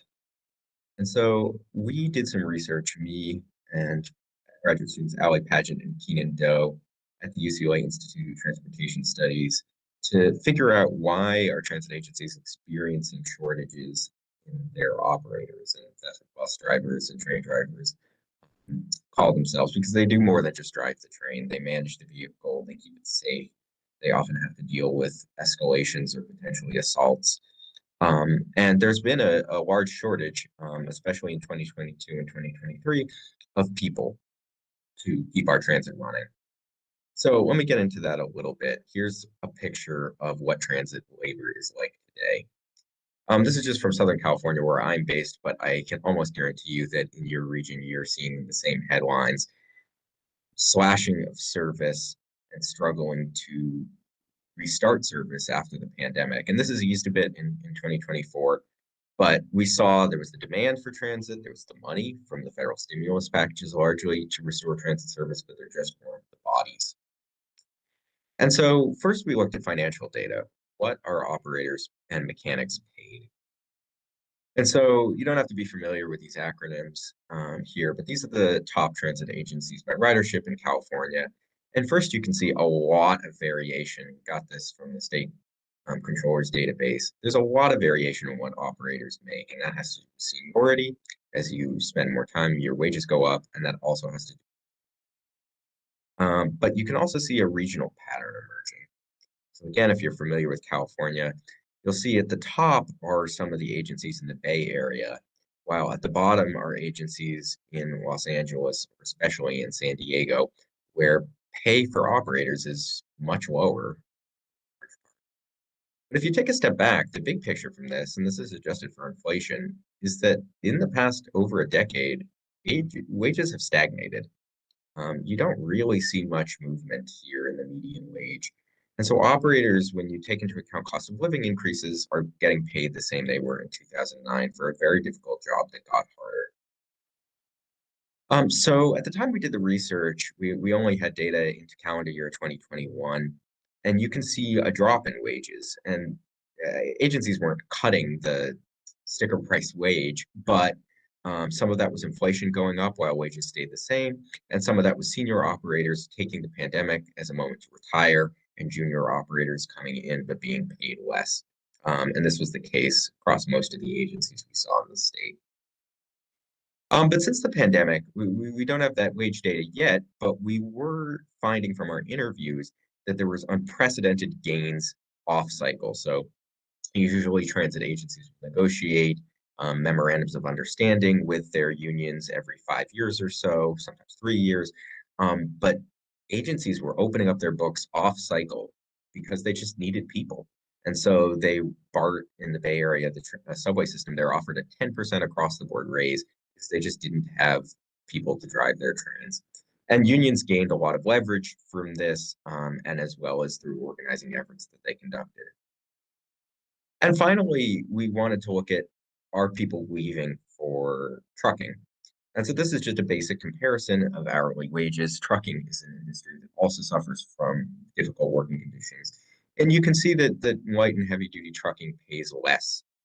And yet some people did leave. Potentially this was overblown from media reports. An APTA survey found that 22% of former transit workers left for non-transit jobs in transportation, so that's trucking, but 28% left for other jobs outside the transportation sector. But it does point to the fact that if people are leaving for trucking, and certainly some are, then the conditions on being a transit operator must be bad enough that people are willing to take pay cuts to avoid it. So that's why we turned to working conditions with some interviews with management, labor, union leaders, and operators themselves. So just going to really quickly run down a lot of the issues we found. So the good thing is that health benefits and especially retirement benefits are still a significant perk of the job, and it's a good reason why people take transit jobs and stay in them. But some of the issues we found is a slow progression. It takes a long time to get to the senior pay scale that can provide for a family.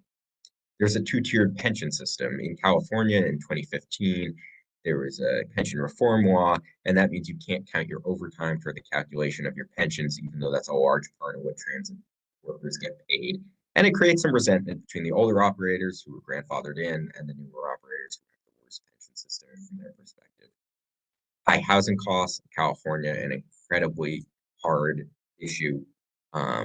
We had operators who commuted, an hour and a half themselves to get to work, and they drove, ironically. Schedules are grueling. There's also split shifts, if you're unfamiliar, because transit has a peak focus. These operators will work 4 hours in the morning, take 4 hours off, but they can't really go anywhere, then another 4 hours. And so they're paid for 8 hours, maybe they get a little extra, but they're on shift for 13 hours, 12 hours. Security and discipline concerns are a huge one. There's operator assaults. Unfortunately, you interviewed a survivor of a shooting at the VTA rail yard in San Jose. So there's violence against operators. And operators themselves are subject to discipline concerns that often push people out for relatively minor infractions. Initial hiring takes a long time. I can get into that in a second. And the workforce is aging. I believe we found it was the median transit operator mechanic was 10 years older than the median worker in the general workforce. Pandemic, of course, made this all worse. You had to enforce mask mandates on the bus. People were generally less social and more antagonistic. And before the pandemic, though, there were still vacancies. Everybody we talked to said this wasn't a new issue. It just got worse. And so if there's one takeaway, it's this. It's the pay raises are necessary but not sufficient to attract and retain operators. So simultaneously, it's true that pay is lower than it needs to be, and yet there have been a lot of increases in pay since our wage data ended, and yet transit agencies are still suffering. And this is just one example from Jacksonville, Florida, where they were offering $15,000 in signing bonuses. We didn't look into them in particular, but from our interview contact, it helped, but didn't close the gap, and that's a huge bonus. So some quick conclusions here. Reducing hiring hurdles. You have to get a commercial driver's license to drive a bus. That can be sped up and paid for by the transit agency for the trainee. Expanding outreach, just hiring people with Spanish language, for instance. LA Metro started doing that intensively, and it's been a huge help. Making scheduling fairer. This is hard because union seniority systems have existed for a long time, and senior operators might resist it, but you can at least kind of create more predictable buckets where you know for the whole week instead of oftentimes knowing just the night before what routes you're going to be driving. Improved facilities and support. Often operators don't have restrooms on their route or easily accessible ones. They're dirty, and so just creating those for operators can make a huge difference.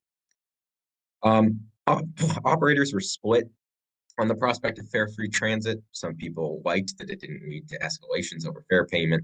Other interviewees talked about how it removed their one lever of control for who's on the bus. But regardless, making operators also into law enforcement is yet another thing on their job. They have to be cops, social workers, and drivers. And so shifting that to somebody else, if you're going to continue fares, will help ease their burden. And finally, creating pathways to career advancement, because operators might want to move into management, move up, not just stay a driver their whole life. Sometimes they do, but just giving that opportunity can make the career more enticing. And so to take a further step back, there's kind of a need to expand and rethink transit operations funding. Before the pandemic, I think the discussion was zero sum. Money toward wages was $1 that wasn't spent on service. But as we saw in the pandemic, if you don't spend on operators, your service is going to be cut regardless of how much you want to pour into it. And so this is just a graph. Again, the wage changes from fiscal year 2015 from earlier, and then total transit spending. And you can see, other than on SFMTA, wages kind of were flat or even down, but overall spending on transit went up. So it's not wage increases that are driving the increase in spending, at least in California. We got to think about automation and how that's going to affect operators. Can they keep their jobs as some sort of pilots or ambassadors on vehicles? And then ultimately, like I said, if the pandemic has taught anything, it's that transit workforce issues are ultimately transit rider issues, and they should be thought of as such. So thank you so much. Maybe we have time for a question or two, and you can read our report on the Institute of Transportation Studies website, its.ucla.edu. Thank you. Great. Thank you so much, Jacob. All right, so we heard from 3 excellent presentations, all on the topic of transit equity and workforce, and last one related to workforce development. Now we have a few minutes for questions and answers. Chad did post one question asked from the audience. I think you guys can read it, right? So basically the question asked you guys how to prioritize transit funding when there are so many competing interests. Like we need to increase access to parks, we need to hopefully increase access and expand low-income fare programs, and hopefully provide additional benefits to drivers to attract them and retain them. But how do transit agencies prioritize? This is kind of a CEO level question, but here's the question.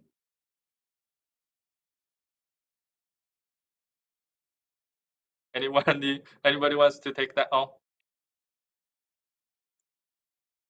I can go quick. Like, this is maybe we need kind of new definition of like level of service or like the key performance measure. Like when we always think about, kind of transit frequency and coverage for work related travel, we may really not see the whole picture. We may not kind of cover the entire potential population of transit ridership. So considering the environmental benefit, health benefit, community benefit, equity considerations, with this more comprehensive level of service kind of quality measures,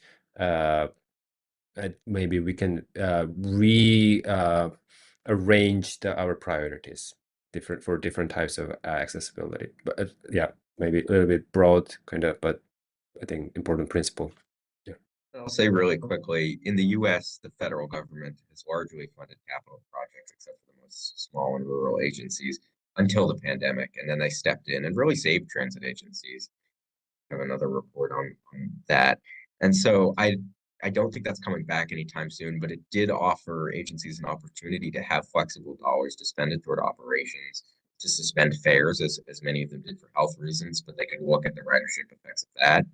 And so I think it's important to think, okay, our budget is not a fixed pie, but how could the federal government, how could state governments step in to increase equity and access, like the other presentations talked about, without having to rely on the same fixed set of dollars. Yeah, I would just echo what Jacob just said. And for us in our research, we also found that the external political support or pressure for cross-agency collaboration was really key. And so doing that and getting some state funding, sustainable state funding, I think is a key part here too, and having that political champion to do that. Yeah, and I think also a lot of the findings from zero fare policies that have been going on have been, although it's great to have zero fares, if service decreases because you can't then afford to keep the service running, it's no good. Even if you are low income and get on a free bus, if the bus isn't going anywhere or arriving at the right time, it doesn't help you. Great.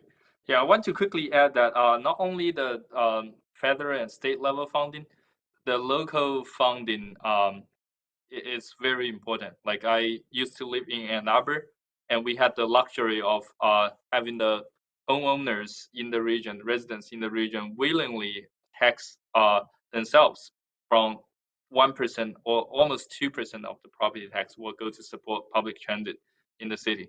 And now I'm in Gainesville, Florida. There is no contribution from the property tax, and the agency here needs to work much harder and smarter to make ends meet. And so that's our first question. Audience, if I have other questions, I guess like you can send to chat, and chat can send to our speakers.